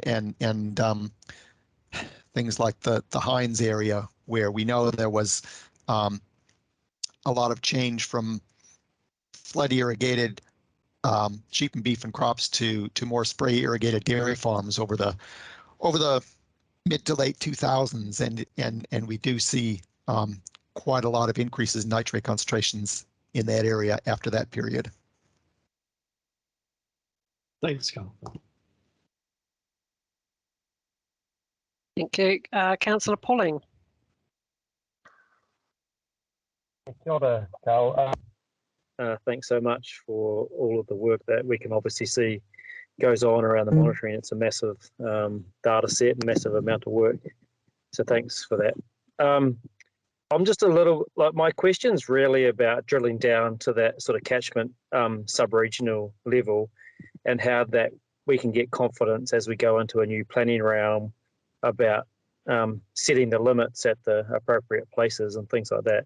So my question is really about, can we do that, and have we done that, or will we do that? Because I'm a little bit confused by, you know, you say that we can see changes pretty quickly, snow events, flood events, as you mentioned. And then when we see those individual well readings, you can see different time periods for different responses. But then we can't see, you know, you're saying we can't really see a change at a catchment level, but I'm really trying to link it to the plan, the different limits set in each plan and how effective they're being. Otu Wharekai is a potential example of where we've definitely noticed that there's some issues with the limits we set and the responses we're seeing in the environment. So that's what I'm really drilling out down at. How can what we're doing or what we will do really help us with that? Is that a question for you, Carl, or do I hand that over to Tim or Cam? Well, I'll just have a go? say a bit anyway, and then others can add to it if they want to. But I guess my point is that we are not seeing changes in the groundwater quality. And if there had been major widespread changes in land use, I think we would have been seeing some changes by now, but we're not. I can't say for sure what land use changes have happened. So I can't categorically say that the rules and the plans haven't been affected. And as Cam was saying before, it's possible that some of those changes haven't actually been fully implemented yet, and that maybe there will be more change in the future, and we will start to see some change. But our data does not show any change yet. Thank you. Do you wish to add anything, Cam, or you're quite happy with that answer? Oh, maybe with that. Thanks, Claire. Okay, thank you. Okay, we'll now go to Councillor Farm. Thanks, Claire, and thanks for the presentation, Carl. My question, I guess, maybe isn't so much for you, Carl. I don't know, maybe it's for Tim or David, Bernard O'Connell, or Stephanie. I don't know if Stephanie's there, but it's more about the communication of this. And when I say this, I mean the fact that we don't see improvements currently, and that we are seeing, on the whole, decreasing trends, or sorry, I should say increasing trends of nitrates. And where that leaves us in terms of communicating that, particularly in our integrated planning framework, Te Kore Koreka, like sort of acknowledging that this is where we're at very clearly, and that and maybe the communication of this is so key as well, so that our community can really clearly see that where we've been so far to date hasn't and is perhaps unlikely to deliver the sort of aspirational changes that we all want to see in terms of like clean drinking water and rivers we can swim in and stuff like that. Yeah, it's about us really like communicating that. And I mean, I would like to see us as an organisation do that, because I think our 10-year trends, as much as they are helpful in terms of the shorter term in trying to communicate whether we are or aren't making any progress, I think unless we tie it back to the overall picture, which is not so rosy, we kind of just continually aren't painting the whole picture. So yeah, I just don't know, are there comments there? And then I've got another question about that. Okay, we'll go to Tim's going to answer that question. Tim? Yes, thank you, Chair, and thank you, Councillor Farm. Look, I mean, I think what you're highlighting is how we need to be responding as part of the integrated plan, and I think it's absolutely right that we need to be straightforward and clear that this is what we see in the same way that Carl has just presented it. The slight difficulty I see in that, and I'm not saying not to do it, I think, is that the reason we've tended to use the shorter trends, the 10-year trends, is because that's where we are expecting to see change as a response to action. So it's not that we're trying to hide the fact that over a 30-year period it has got worse. It's just that that is where we're expecting to see change, and as Carl outlined, we don't really want to go beyond 10 years because you start getting those climatic influences and things that were demonstrated in the data. So I think what you're highlighting is absolutely right, that, you know, as part of our discussions with community, as part of the way we're showing our data, we need to be saying, look, over a long time period, you know, the 30-year trends, we have seen worsened water quality. I mean, I guess the difficulty is that then people jump straight into, and therefore what you've done in the last 10 years is a waste of time. And that's where people can jump into. And I guess what we've been saying is that we are not really able to tease that out at this stage. And in the groundwater, it might be something that comes through more in the surface water, but in the groundwater trends, it's not something we can tease out. But then the next stage to it, which you also raised, is the kind of to get to the aspirational, or not, sorry, I shouldn't say aspirational, to get to where perhaps some parts of the community are wanting us to get to, and the very low concentrations. That is where you have to start saying, well, in order to achieve that, that is going it is going beyond the kind of good management approach that we've been using so far, and requires substantial land use change. And again, I think that's something that we have been saying, and perhaps it's a case of at what volume we say that, or at what you know, how we portray that. But I take your point, and I think it is something that we will be doing, and this is perhaps the first part of it, in working through our future land and water plan, to be looking at, you know, the long-term trends as well as the shorter as well. Yeah, thanks, Tim. And because that kind of leads to my second question, and it really is about our role and responsibility as Environment Canterbury. You know, a lot of this increase, and, you know, noting not all of it happened under Environment Canterbury's watch as an organisation since we were formed, but a lot of the increasing trends has happened. And how do we, like, what is appropriate for us in terms of our roles and responsibilities to actually really clearly acknowledge that?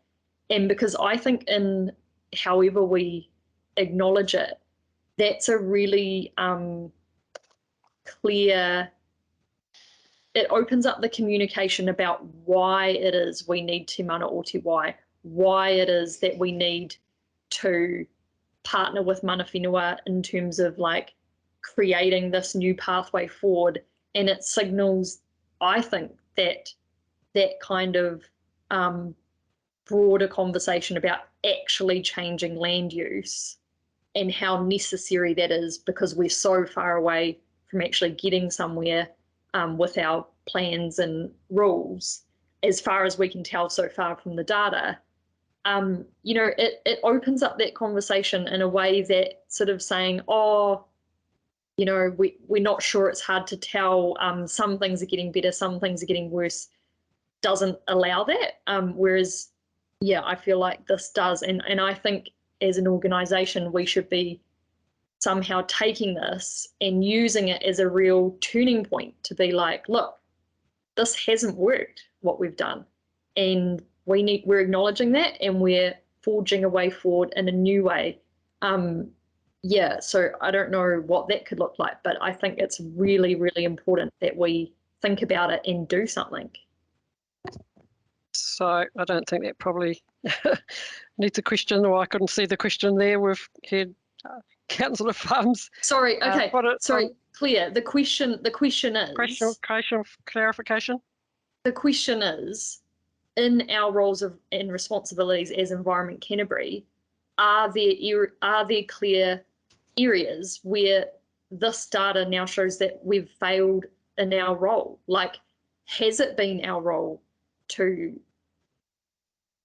protect this water, you know, like, or is it simply about just making rules and regulations and we've done our bit, but they haven't worked, unfortunately? You know, like, I would like clarity on that, and I'm not saying someone could answer that now, but I'd like it to be looked at, because that's the question I'm asking as a governor at this table. Thanks. So through you, Chair, Andrew Parrish is also online and can answer this, but the first thing that I would do is, and I've got it right in front of me, Section 30 of the RMA says that regional councils control the use of land for the purpose of the maintenance and enhancement of the quality of water and water bodies in coastal water. So that clearly puts responsibility on us as a regional council to do the setting of rules and regulations in order to manage to the maintenance and enhancement of the quality of water. So the responsibility does sit with us. I mean, that's clear. I think once you start getting into drinking water, it gets a little bit unclearer, but there is some clarification coming through the latest NES. So we do have a responsibility, and that's why we have been working on this really hard. I think if I was to interpret what you're saying, you jumped a step in there, I would say, when you said, and it is clearly not working. I don't think we're in a position to say where it is clearly not working. I think what we're in a position to say is that we are not seeing the effects, and we're not seeing the effects that perhaps we were expecting to, but it's not clear yet whether it is because they're not working or there is still this lag effect going on. So I think, you know, we just have to be a little bit careful in how we take that step. But in terms of your question on the responsibility, it clearly sits with us, and that's why we have been working on this, you know, through the Land and Water Regional Plan over the last 10 to 15 years. I do know that Andrew, he just sent me a quick message to say that he'd like to respond as well. Okay, Andrew, if you'd like to comment. There's only one thing I'd like to add to that response from Tim, which I entirely agree with, and that is that the direction that we've got from central government has become more and more directive over time. You know, we got our first MPSFM in 2011. We didn't have any national bottom lines at that stage. So while the responsibility is clear, what we're aiming for has changed over the last 10 years as well. And I think that's really important for us to remember as an organisation. The bar has got higher for us to deliver those responsibilities. Thank you, Andrew. You fine, right, Lan? Yeah, yep. Thank you. And just in terms of it clearly not working, I was just taking the comments about we don't see any clear evidence that things are turning around. So in light of that, you know, that's where my comments come from. Thank you. Thanks, Lan. Councillor Clearwater. Oh, thank you, Carl, for your report and all this information and speaking to it and to Tim. My question really is around just what else is being done. Like clearly, although you're already saying that within the catchments there's a lot of similar, there's no clear distinction between the catchments. You're not alongside that though. There are the geographical variations, but however, I'm just wondering, have other similar studies been done by other regional councils around the concentration of nitrates? And also, though, my second question, Carl, is just how much of our work on the concentration of nitrates can be informed by other research, for example, through the University of Canterbury and other scientists?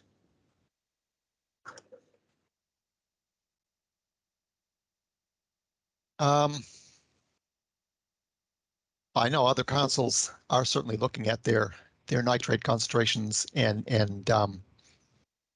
looking at the trends that they see in their nitrate concentrations, and a lot of those trends are available on the LAWA website. And certainly other councils are looking at plan changes or land management policies that would be required to change those.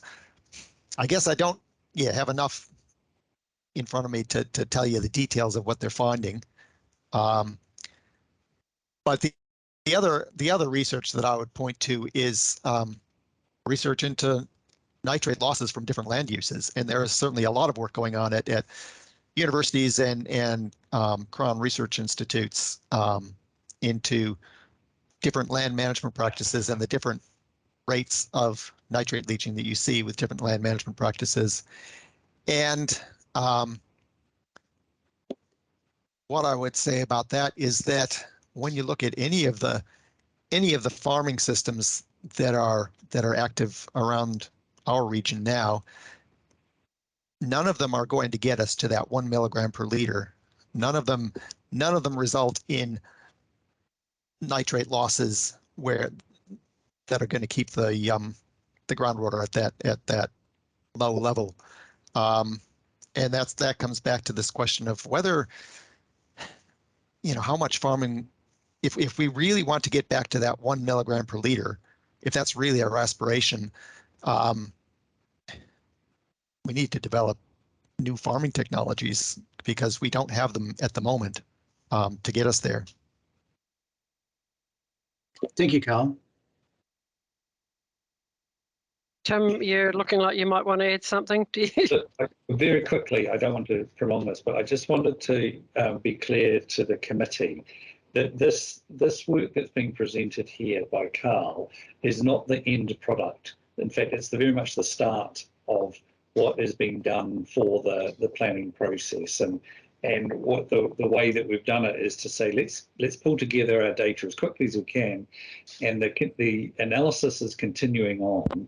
So I just want to reassure you that this is something that is continuing at a more local scale in different ways of looking at it and things like that. So that's all.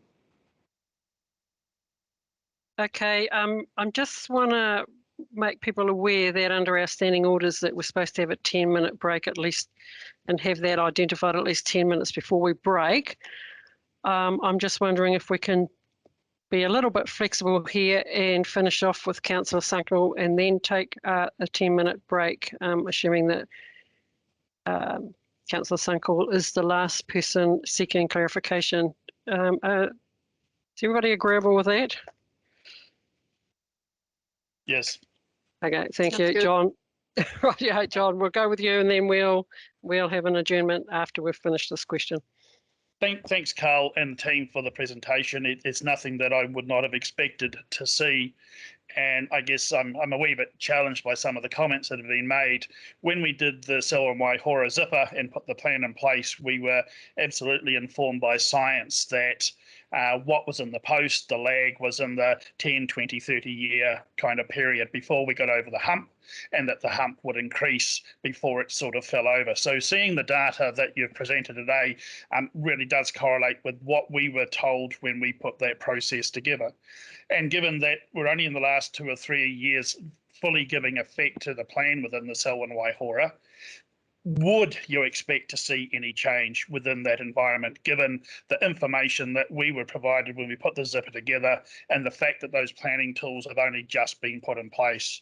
My expectation is that it will be in the decadal kind of space before we see significant change.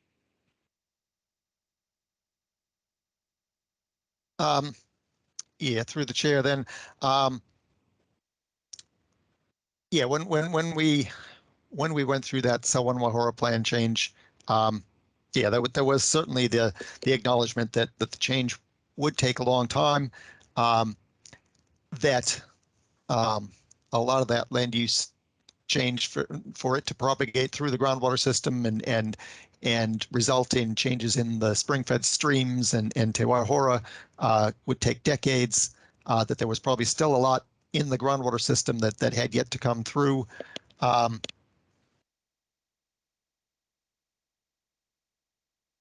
So I guess,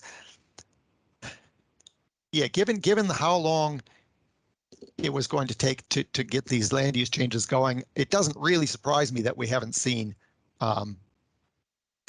changes yet. I guess I do think that it suggests to me, though, that the land use changes haven't really happened yet, especially in the lower parts of that catchment, where we would have expected to see changes a bit more quickly. And if the changes had been happening over the past 10 years, I think we would be expecting to see some changes now. But I think that those plans don't actually require some of those changes to be made until even 2023 or so. So we're still, I think, very much in that transitional period before we would really even expect to see any of those changes. Thanks, Carl. That was my point, that we're only just implementing a lot of those plan changes. And so trying to decide whether they're working or not to inform a 2024 plan really doesn't, there's no real evidence to back it one way or the other. We're only just beginning the journey. So yeah, thanks for that. Okay, thank you for that. We'll draw the clarifications to close, and I'll thank you, Carl, for your contribution in speaking to this report. I will now adjourn. Chair Huey's coming up. I will now. Do you wish to say something before I adjourn, Chair Huey? You're on mute. I just thought we were going to move the resolution before we adjourned. Aren't you doing that? Well, we've got to come back and have a discussion. So unless people are happy to carry on and go right through it. Oh, it's fine. I was just going to move the resolution. I can do it when we come back. Well, if people are happy, we're also getting some pressure from the embargo people coming as well. So look, I'm quite happy to put the resolution on the table. So do I have a mover and seconder for that?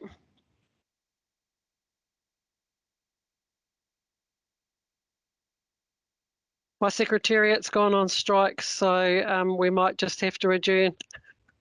No, we're here. Thank you very much. Do we have a mover and a seconder for this resolution that the Natural Environment Committee receive the staff report on the long-term trends in the groundwater quality? Is that Chair Huey and Councillor Marshall?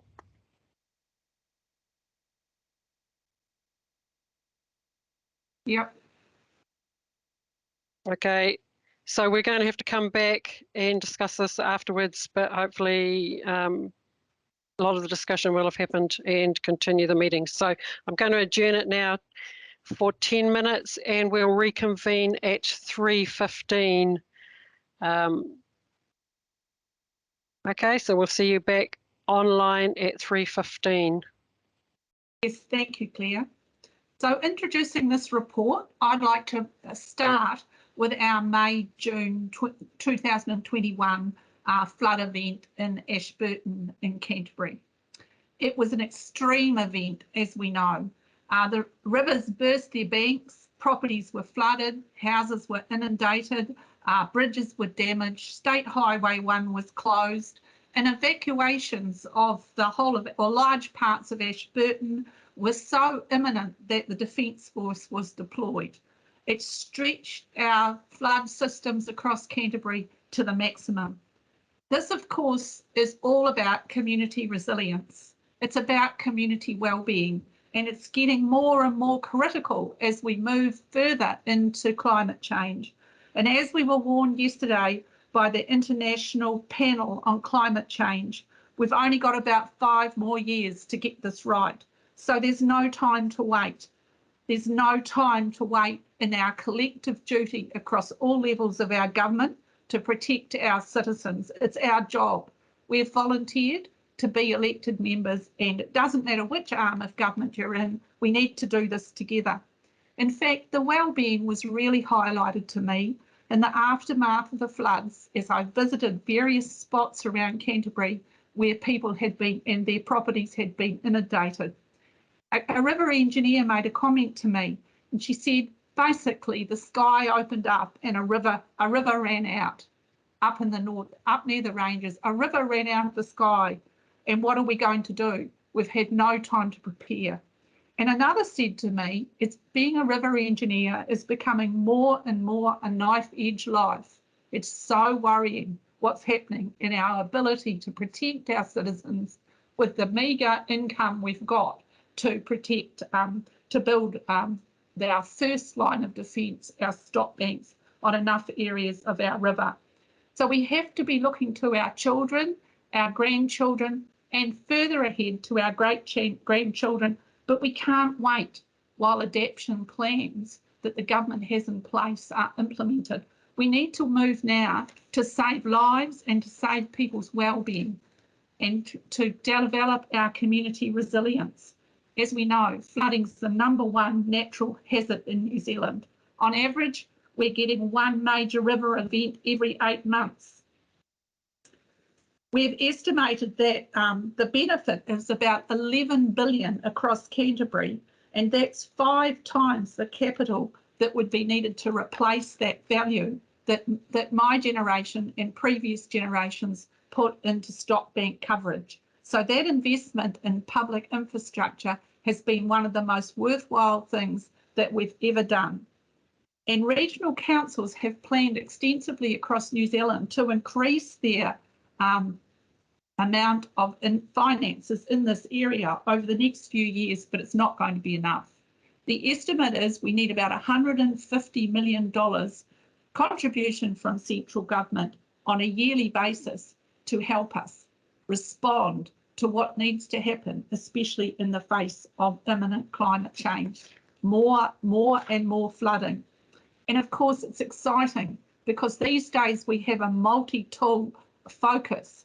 We can look at the river in a holistic catchment-based approach and apply nature-based solutions while keeping our stop banks as our #1 defence.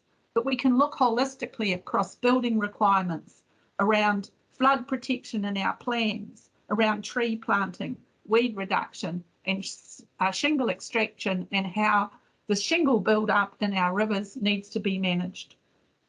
For 3 decades now, a very meagre amount of money has been available in our community to protect all our Crown assets, and that's been paid for by the people primarily who are rated for river protection.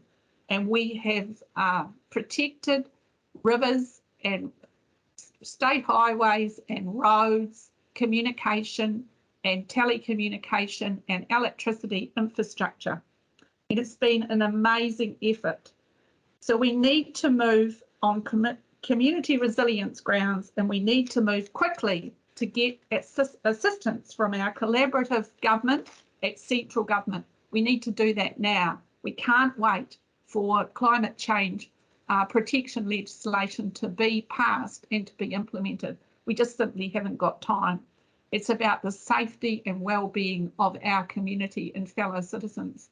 I'd like to hand over now to to the co-chairs of our Catchment Committee to talk more about this incredibly critical subject. Thank you, Ian.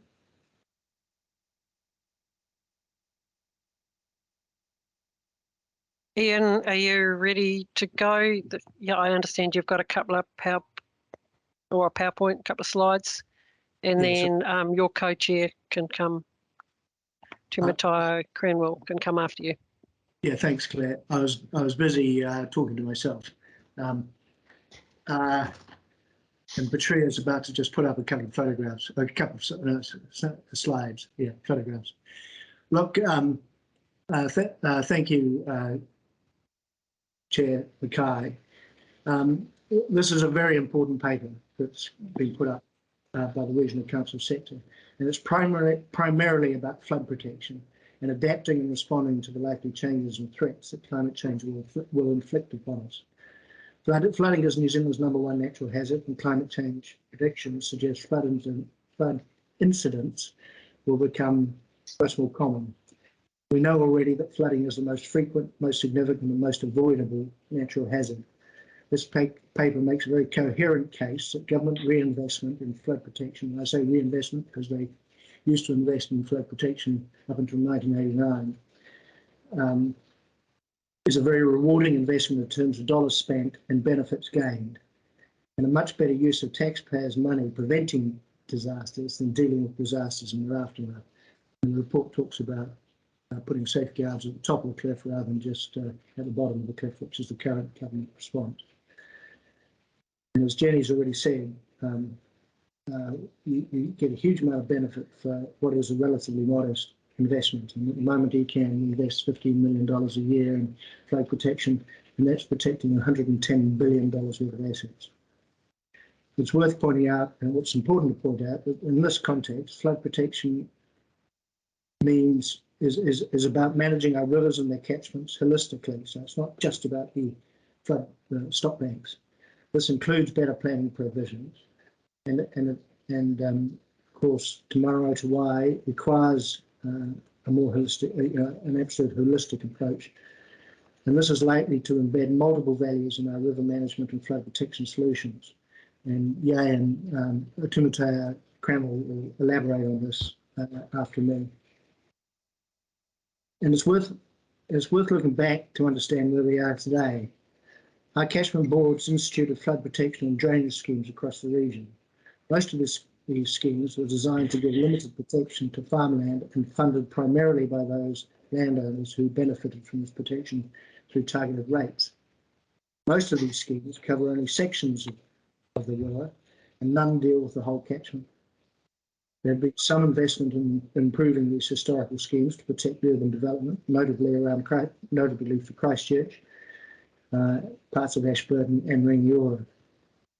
This paper outlines the huge shift in land use over the last 30 years, and in particular the spread of urban, semi-urban and lifestyle development across the floodplains of many of our rivers. And there's a map, second slide, which shows the Ashley floodplains, and that one is the historical risk of flooding for the Ashley floodplain, Ashley Rakahuri floodplain, and Rangiora is right in the middle of it. And there's a second slide in that series which shows that Rangiora is actually now protected by a floodbank. But apart from that, there's a huge amount of urban and private houses and things that are at risk of flooding even today, even with the stop bank around the Ashley. And this just and those of you who know the area know that in the Waimakariri district as well as in the Selwyn district, there's been a huge amount of houses built in what used to be traditionally farmland. And the issue is, and this paper outlines, is the owners of these assets, both private and public, have a much higher expectation of protection than farmers used to have for their land. Our roading and bridges and telecommunications infrastructure have also changed and extended significantly over the last 30 years. And the connectivity of New Zealand society is now dependent on this, the centralisation of many of our services, such as health provisions, and access to these now being taken for granted by much of our community. And that's why there's been such a shift of Christchurch-centric people who now live north of the Waimakariri River. Much of this infrastructure is vulnerable at our river crossings. So the concept that flood protection is all about protecting farmers and their land is frankly 30 years out of date, though it is still widely believed view. There's much we as a council can do and should do with our community support to set up the right frameworks to move to whole of catchment river management to expedite much needed investment in this area. However, government needs to recognise the whole of societal benefit and the return on capital invested and co-invest with regional councils to address this challenge. Of all the challenges that climate change will throw up to us, this is probably the one we can do the most about, but we do need government assistance to enable us to move forward on this. And I'd argue that even if government is somewhat reluctant to acknowledge this, they have already acknowledged it tacitly by the way they targeted the COVID-funded projects over the last 2 or 3 years, with a heavy bias towards investing in our river infrastructure. So thank you, Chair McCarthy. Oh, look, if you go back to those 2 photographs while I'm still got the mic. What they show is the Ashburton sports, and if we just go, how do we go back to the slides there? So this is the Ashburton Sports and Aquatic Centre, and you can see the stop bank, the Ashburton stop bank in the distance. Both photographs, and I met an old timer, even older than me, the other day, who said he could remember swimming when the river used to flow through the area now where the swimming pool is. So, you know, just to emphasise, this is about society changing. It's not about protecting a bunch of farmers. Thank you. Thank you, Ian. Timatanga Cranwell. Kia ora tātou. I'm having a bit of problem with my bandwidth, and if I turn the camera on, I'll freeze up. So I'm unfortunately going to have my photo there with me speaking. Just carrying on from Chair Huey and Councillor Mackenzie, just that regional councils know that flood protection schemes of the future compared to those of the past must satisfy a wider spectrum of community, environmental, cultural, climate change and economic objectives. The sector is aware of the role played by schemes in supporting integrated land uses, enhanced ecological outcomes and wider water quality improvements. And the figure shown in page 26, figure 6 on page 26, which is page 31 of 59 of our pack there, especially for the last part of that figure shows the future, and the future including Timatanga Māori, and also making sure Te Manaroto Wai integrated planning is included from Kiu to Kitai. So whole of catchment needs to be included into the thinking of flood protection, flood management moving forward, especially here in Canterbury regarding our braided rivers, a braided river revival, working with the community, looking at all the values that are on the rivers, and recognising the concept of Te Manaroto Wai and the need for more active involvement of mana whenua in resource management decision making. And as I said before, Mātauranga Māori, knowing what was there in the past, not just in the last 30 years since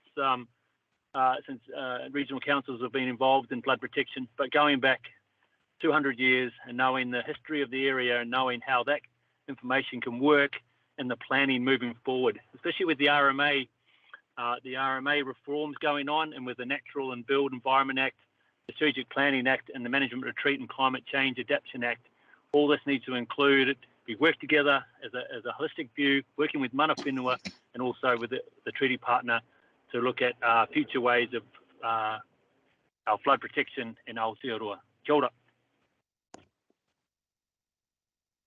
Thank you, Jan.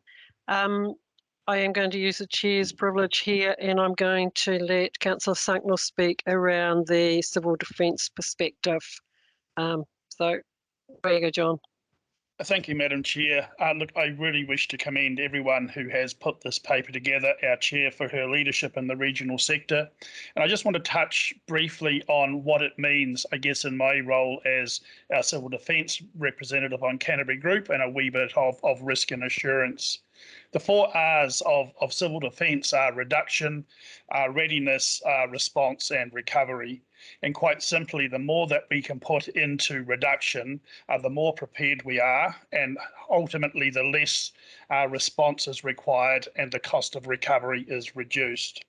If I think of the work that we're doing around Alpine Fault 8 and the modelling, we're looking at how do we get into the Mackenzie country. We've got plans to come in from Southland and Invercargill. How do we get to the west coast? We're probably thinking Australia will be the first people into the coast if something significant happens.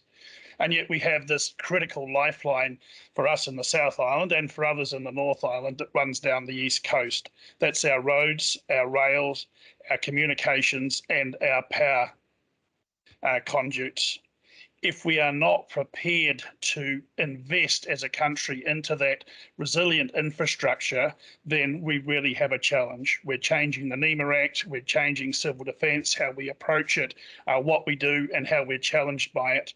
But if we're not prepared, or if government is not prepared to, I guess, put into place reductions which provide then resilience, then we are really challenged as we move forward in climate. So from my perspective from civil defence and as Chair of Audit and Risk, the risk and assurance that this money would provide for providing for that infrastructure is absolutely critical to our future, not just to the locals, not just to the region, but also to New Zealand as a whole. So I thank again all those that have put this together, and I think it is critical that government comes to the party, given all those other aspects of civil defence and resilience that we are looking at. Cheers. Thank you for that. Thank you to the 4 speakers that have introduced this paper. Now I'll just pass over to Lee, who I understand's got a few PowerPoint slides to give us. Are they coming up? Yeah, we've got Lee anyway. I do. Thank you, Claire. Can you see me? Lee. Yep, the floor is yours. Great, thank you. And tēnā koutou katoa, I'll just acknowledge the previous councillors have done very well, and they've covered a lot of this presentation already. So I know that we're pushed for time, and I'm just going to really highlight a few key points in this slide pack, and you do have the full pack available, which is obviously public as well.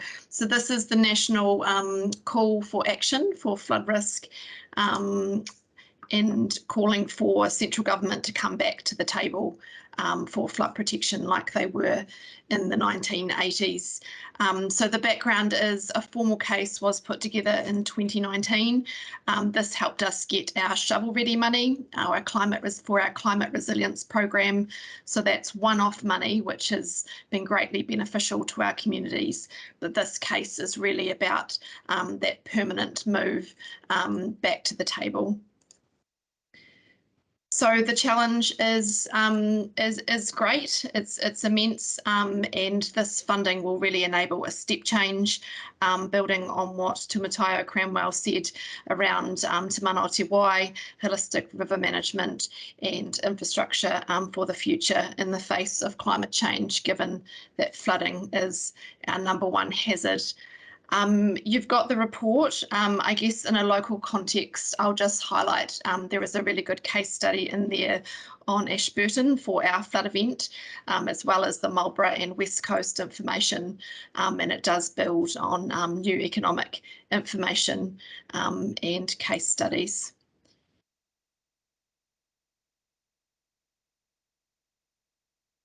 So the key point on this slide, and I'll acknowledge there's a lot of words and I'm not going to read them out, I'll just read the top sentence, that flood protection infrastructure is nationally important. It's not just a local issue. You'll recall in 2019 when the Rangatata flooded, the West Coast flooded at the same time, which cut off the whole South Island. It underpins the integrity of public and private assets and lifelines, and provides resilience and security to communities and their assets. And this is the multi-tool approach, which was mentioned by previous councillors. It's just acknowledging there are a number of risks So infrastructure deals with some of them, avoiding risks through planning tools and managing risks and civil defence are also key to success.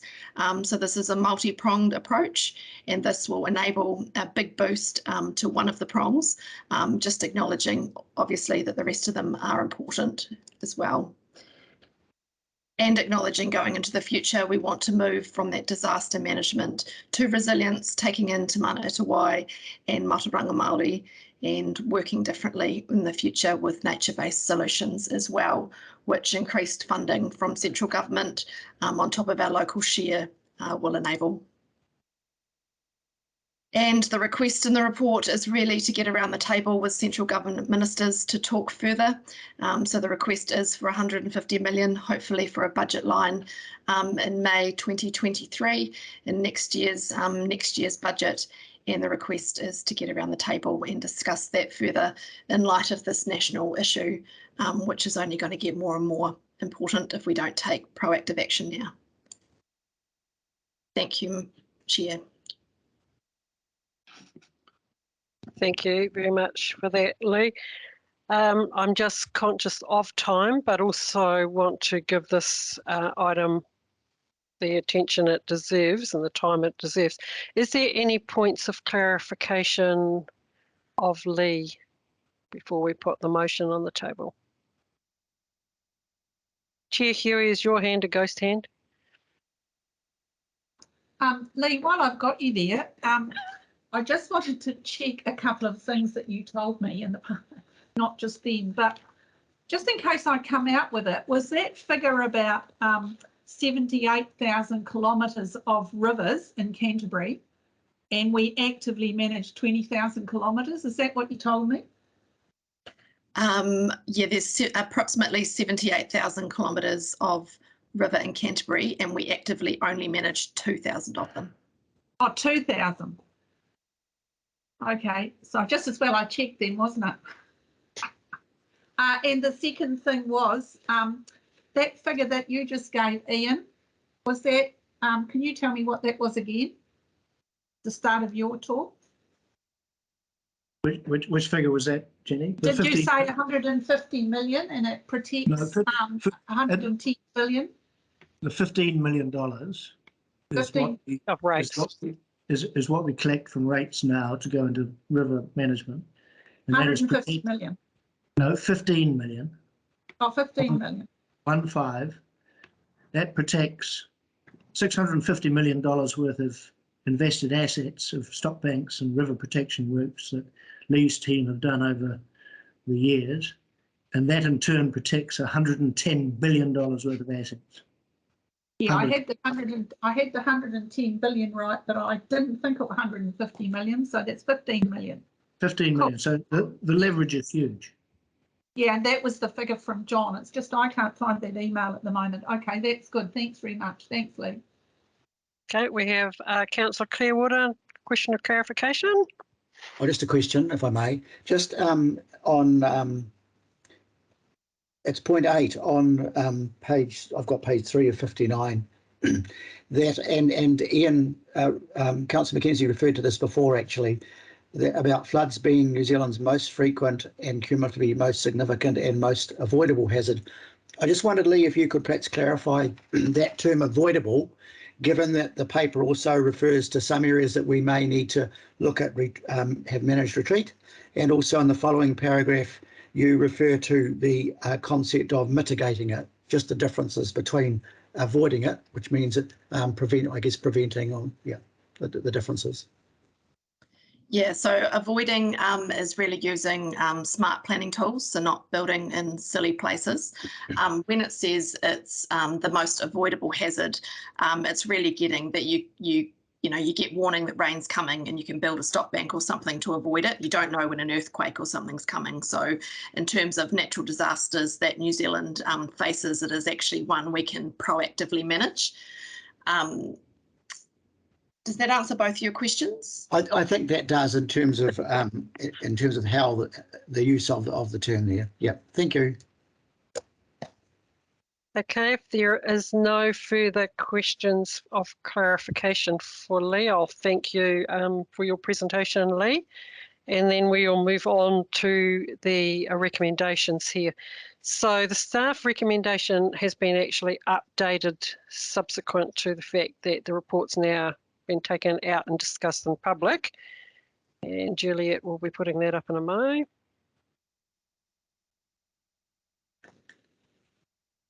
So this is the updated staff recommendation here on the screen, that the Natural Environment Committee receive the report on the central government co-investment in flood protection, and 2, notes that this report is embargoed until the 6th of April 2022. So we're now out of that. Do I have a mover and a seconder for this? Councillor Mackenzie and Councillor Marshall is a seconder.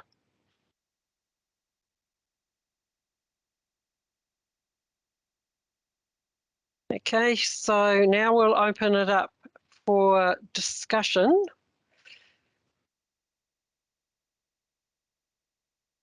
Councillor Edge. Thank you, Chair. If I may just read some notes.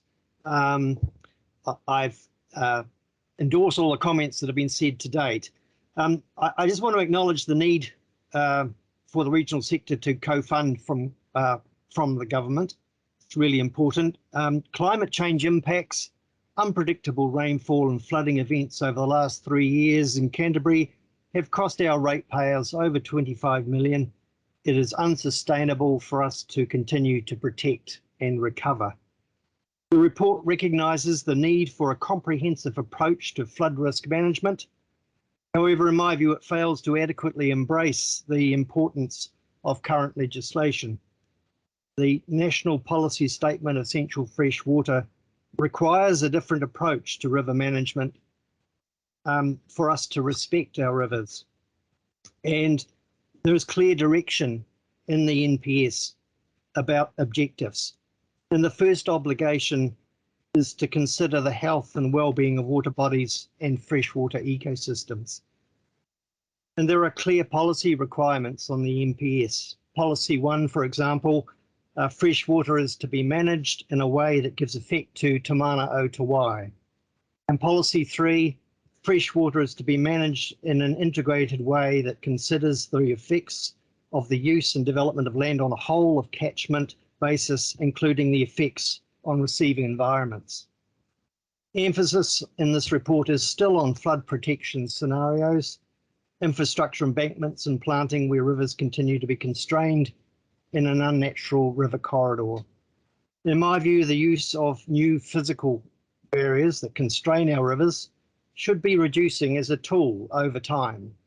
And we don't actually have much time to act, of course. Until we start to act on nature-based solutions, ratepayers and taxpayers will continue to have to fund recovery operations year in and year out. I'm really pleased with the reference to allow for more room for rivers, ensuring natural character and ecological values are given greater priority in management solutions.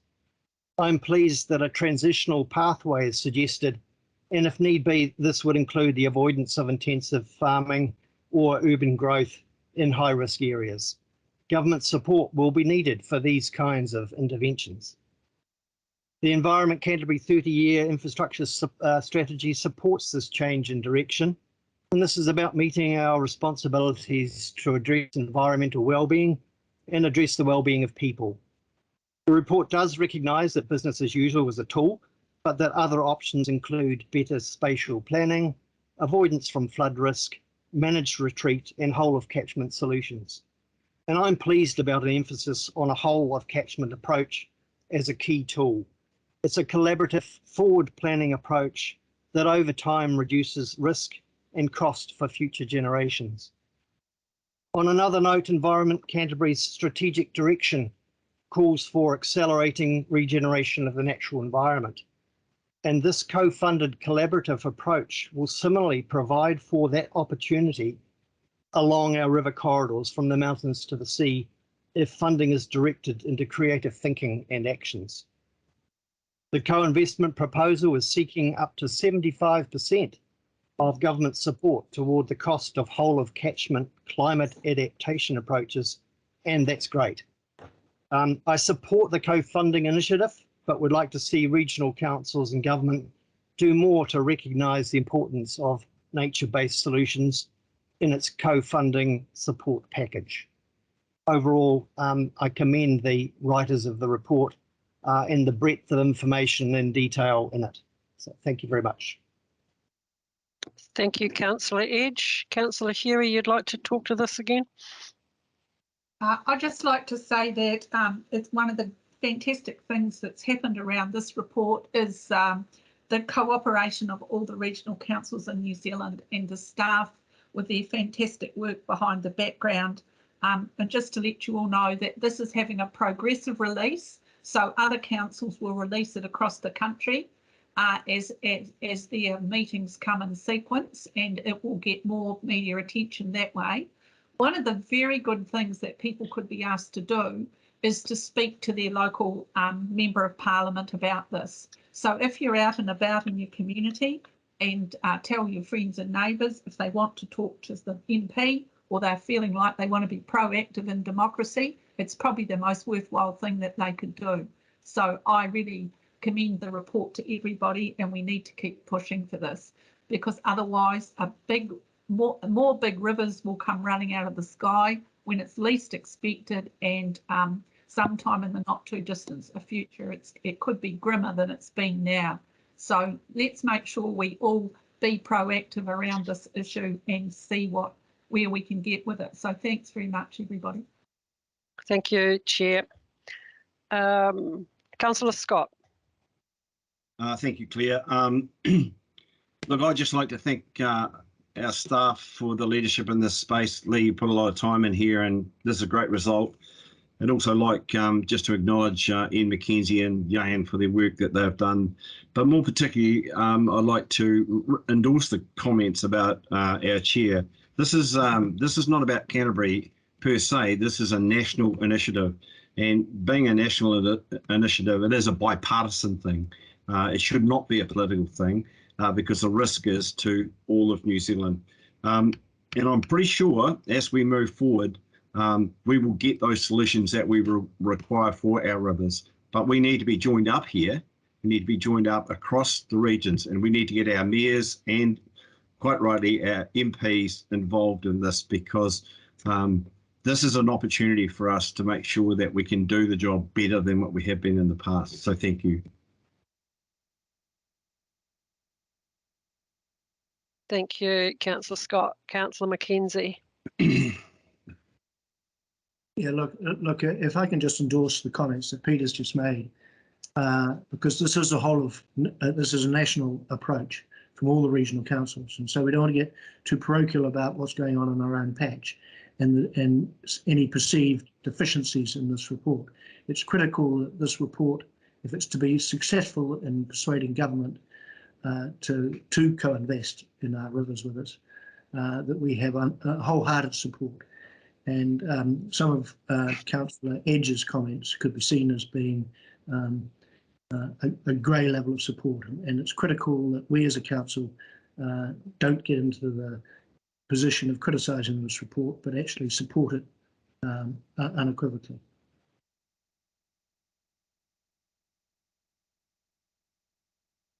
Thank you, Claire. Thank you very much, Ian. So there's no further hands that I can see for people wanting to speak. So we've got a mover and a seconder for this report. So we'll just do the normal votes on it. So if there is anybody that doesn't want to support it, put up your hand. If there are any abstentions for this resolution, put up your hands. I see no hands, so we will take the resolution as carried. Thank you very much. So we'll now go back and to topic 8.3. We have, thank you very much, Juliet. We have the resolution on the table So this is the opportunity for discussion points. We had a pretty good question and answer session there of staff. Does anybody wish to share anything in the discussion?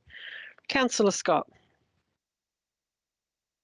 Oh, the thing I'd wanted to say during the clarification session, which seemed to turn into, you know, a different session than I was looking forward to anyway, was the fact questioning where we're at in terms of how we're going with you know, getting on top of this nitrate issue, and it's an issue that concerns me. It's my number one issue that I want to think about actually, but we've got to be cognizant of the fact that we've got a land and water plan in place, and we never had one until 2012, and now we've got one. And we've always said all along through my first term in council, if these things aren't working, we have an opportunity to do something about that. And I would like to take the approach that when we can point definitively to things in areas that aren't working, then we need to do something about that. Of course, we've got this opportunity under Te Mana o Te Wai to redo or to relook at our land and water plan. I hope we don't relitigate our land and water plan, because as we know, the common thing is that we've probably spent in excess of 120, maybe even $130 million collectively with our communities across this plan. Te Mana o Te Wai will offer a different opportunity to look at it through a different set of eyes. So I think that we just need to make sure that we keep, and we haven't even got Plan Change 7 in place at the moment, and it seems to me from the comments that we want to go back and start relitigating stuff, but we're not in that space at the moment. So I just think we just need to be a wee bit patient. I know people aren't happy, but it's going to take some time. Thank you very much, Peter. We have Chair Huey. Yes, I wanted to say thank you very much to Carl and everyone else who was involved in this report, and for giving us such a clear indication of the outcomes and where we're at with it. I think it's an invaluable report, so thank you very much for all the thinking you've done around it. I have to say that while listening, I did a lot of thinking about how we are actually communicating this information. And so I was very pleased and took note when Councillor Lam actually raised that topic. But I think that, you know, the key to our success in anything we do is about working with the community close to the ground. And Te Mana o Te Wai will give us that opportunity indeed. But I think there's a wider opportunity, and it is about working with our farming community really closely, because they need to be the ones they're the ones caring for the land at the moment. And we need to make sure they really are in that conversation with us. And once again, I think the behavioural change people can help us identify how those messages could best be got across. Because if we've spent all this money on it, we need to make sure we're maximising the outcome. And I don't like to think that people haven't got this knowledge, and you know, landowners want to protect the environment as well, and we should be helping landowners get access to everything we know, and we should be making sure that we are targeting that to the right audience. We don't want to tell landowners how to suck eggs, but we want to talk to them in a way that will maximise their ability to do their bit along with everybody else in Canterbury. It's not just the farming community. Everybody needs to be doing this.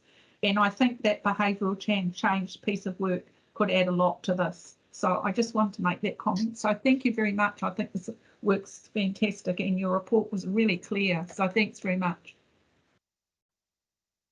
Thank you, Chair Huey. And given that there aren't any other people with hands up, I think just I'd like to make a comment here, and it does build on what the Chair has just talked about.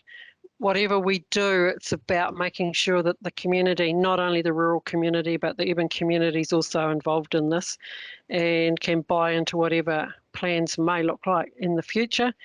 And certainly, I think it would be pretty smart of us to actually consider the role of the CWMS and the planning processes over the last 10 years and how that has actually brought a greater understanding that, for example, that the chair was just referring to from farmers around their impacts on the environment and the need to change and make the changes sought, not only by the wider community, but the farmers, the farming community is part of the wider community as well. So agree that we need to be very careful in making sure that we take everybody with us here. So, okay, we've got Councillor Clearwater, and then we'll move on to putting this motion to the vote. Okay, thanks, Claire, because I had trouble raising the hand there. Look, I guess I think the important thing is we've got a lot of very clear information, and the staff have given us that. I think in their report they're also absolutely clear around, you know, over the long-term period, we're seeing actually a worsening of the water, of the nitrates, the concentration of nitrates. They were very clear about that. So, and I think it's important in terms of the future communication that that Lan referred to and Chair Jenny has just now too, that in fact we have to be really clear about the challenge, the degree of the challenges. Like the fact is, the report is also clear that while 73% of the sites in 2021 met the guidelines, 30% did not meet the guidelines of those tested. So when we talk about, you know, the need for Te Mana o Te Wai to actually, you know, help us change our land use, I think that has to be the way forward. And it doesn't mean that but it certainly doesn't mean that we just sitting in our laurels, and no one's saying that, I know, for another 10 years. But we have to really look hard at what is a very vexed question for all of Canterbury. Thank you. Radio. We've got the motion sits on the table with a mover and a seconder here. Do we want to just pull that up again, Juliet? Thank you very much. So the motion there is about that the committee receives the staff report on the long-term trends on the groundwater quality, been moved by Chair Huey, seconded by Councillor Marshall. We'll go through hands up if you don't support the motion. Sorry, Claire, my hand is keeping ghosting. Right, yeah. Right, Councillor Clearwater's a ghost hand there. Abstentions? Nobody's abstaining from this, so by that I will take it that everybody supports this motion and therefore it is carried. So then we now need to move to item 10.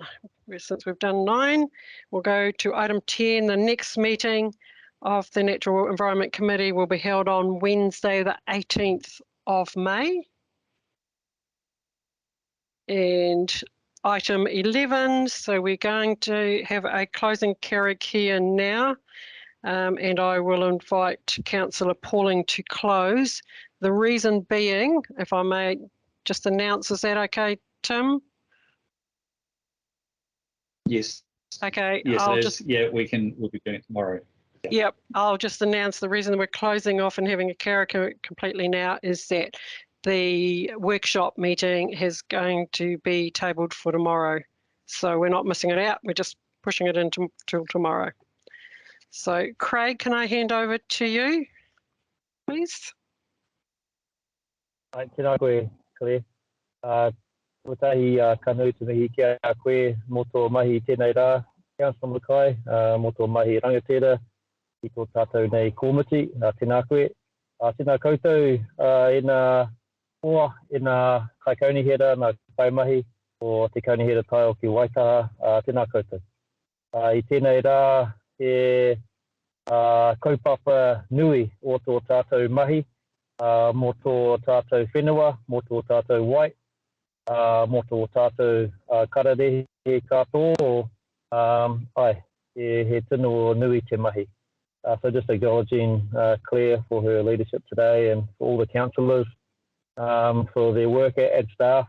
And the big issues that we've dealt with today, not only the last report that we were just dealing with on water quality, groundwater quality, but also the big joint work that's gone in with all the other councils around the country around dealing with our rivers and flooding, etc. So massive work to be done in the future, and I just want to acknowledge everybody for that. So I hear Karakia Whakamutunga o tātou nei tā. Unuhia ki te uru tapu nui a tāne, te wātea, kia māma, te nākau, te tinana, te wairua, ki ara takata, ko i ara e rongo, whakiirea ki roka ki a tīna, uie, Thank you, everybody, for your participation today. Thank you, staff.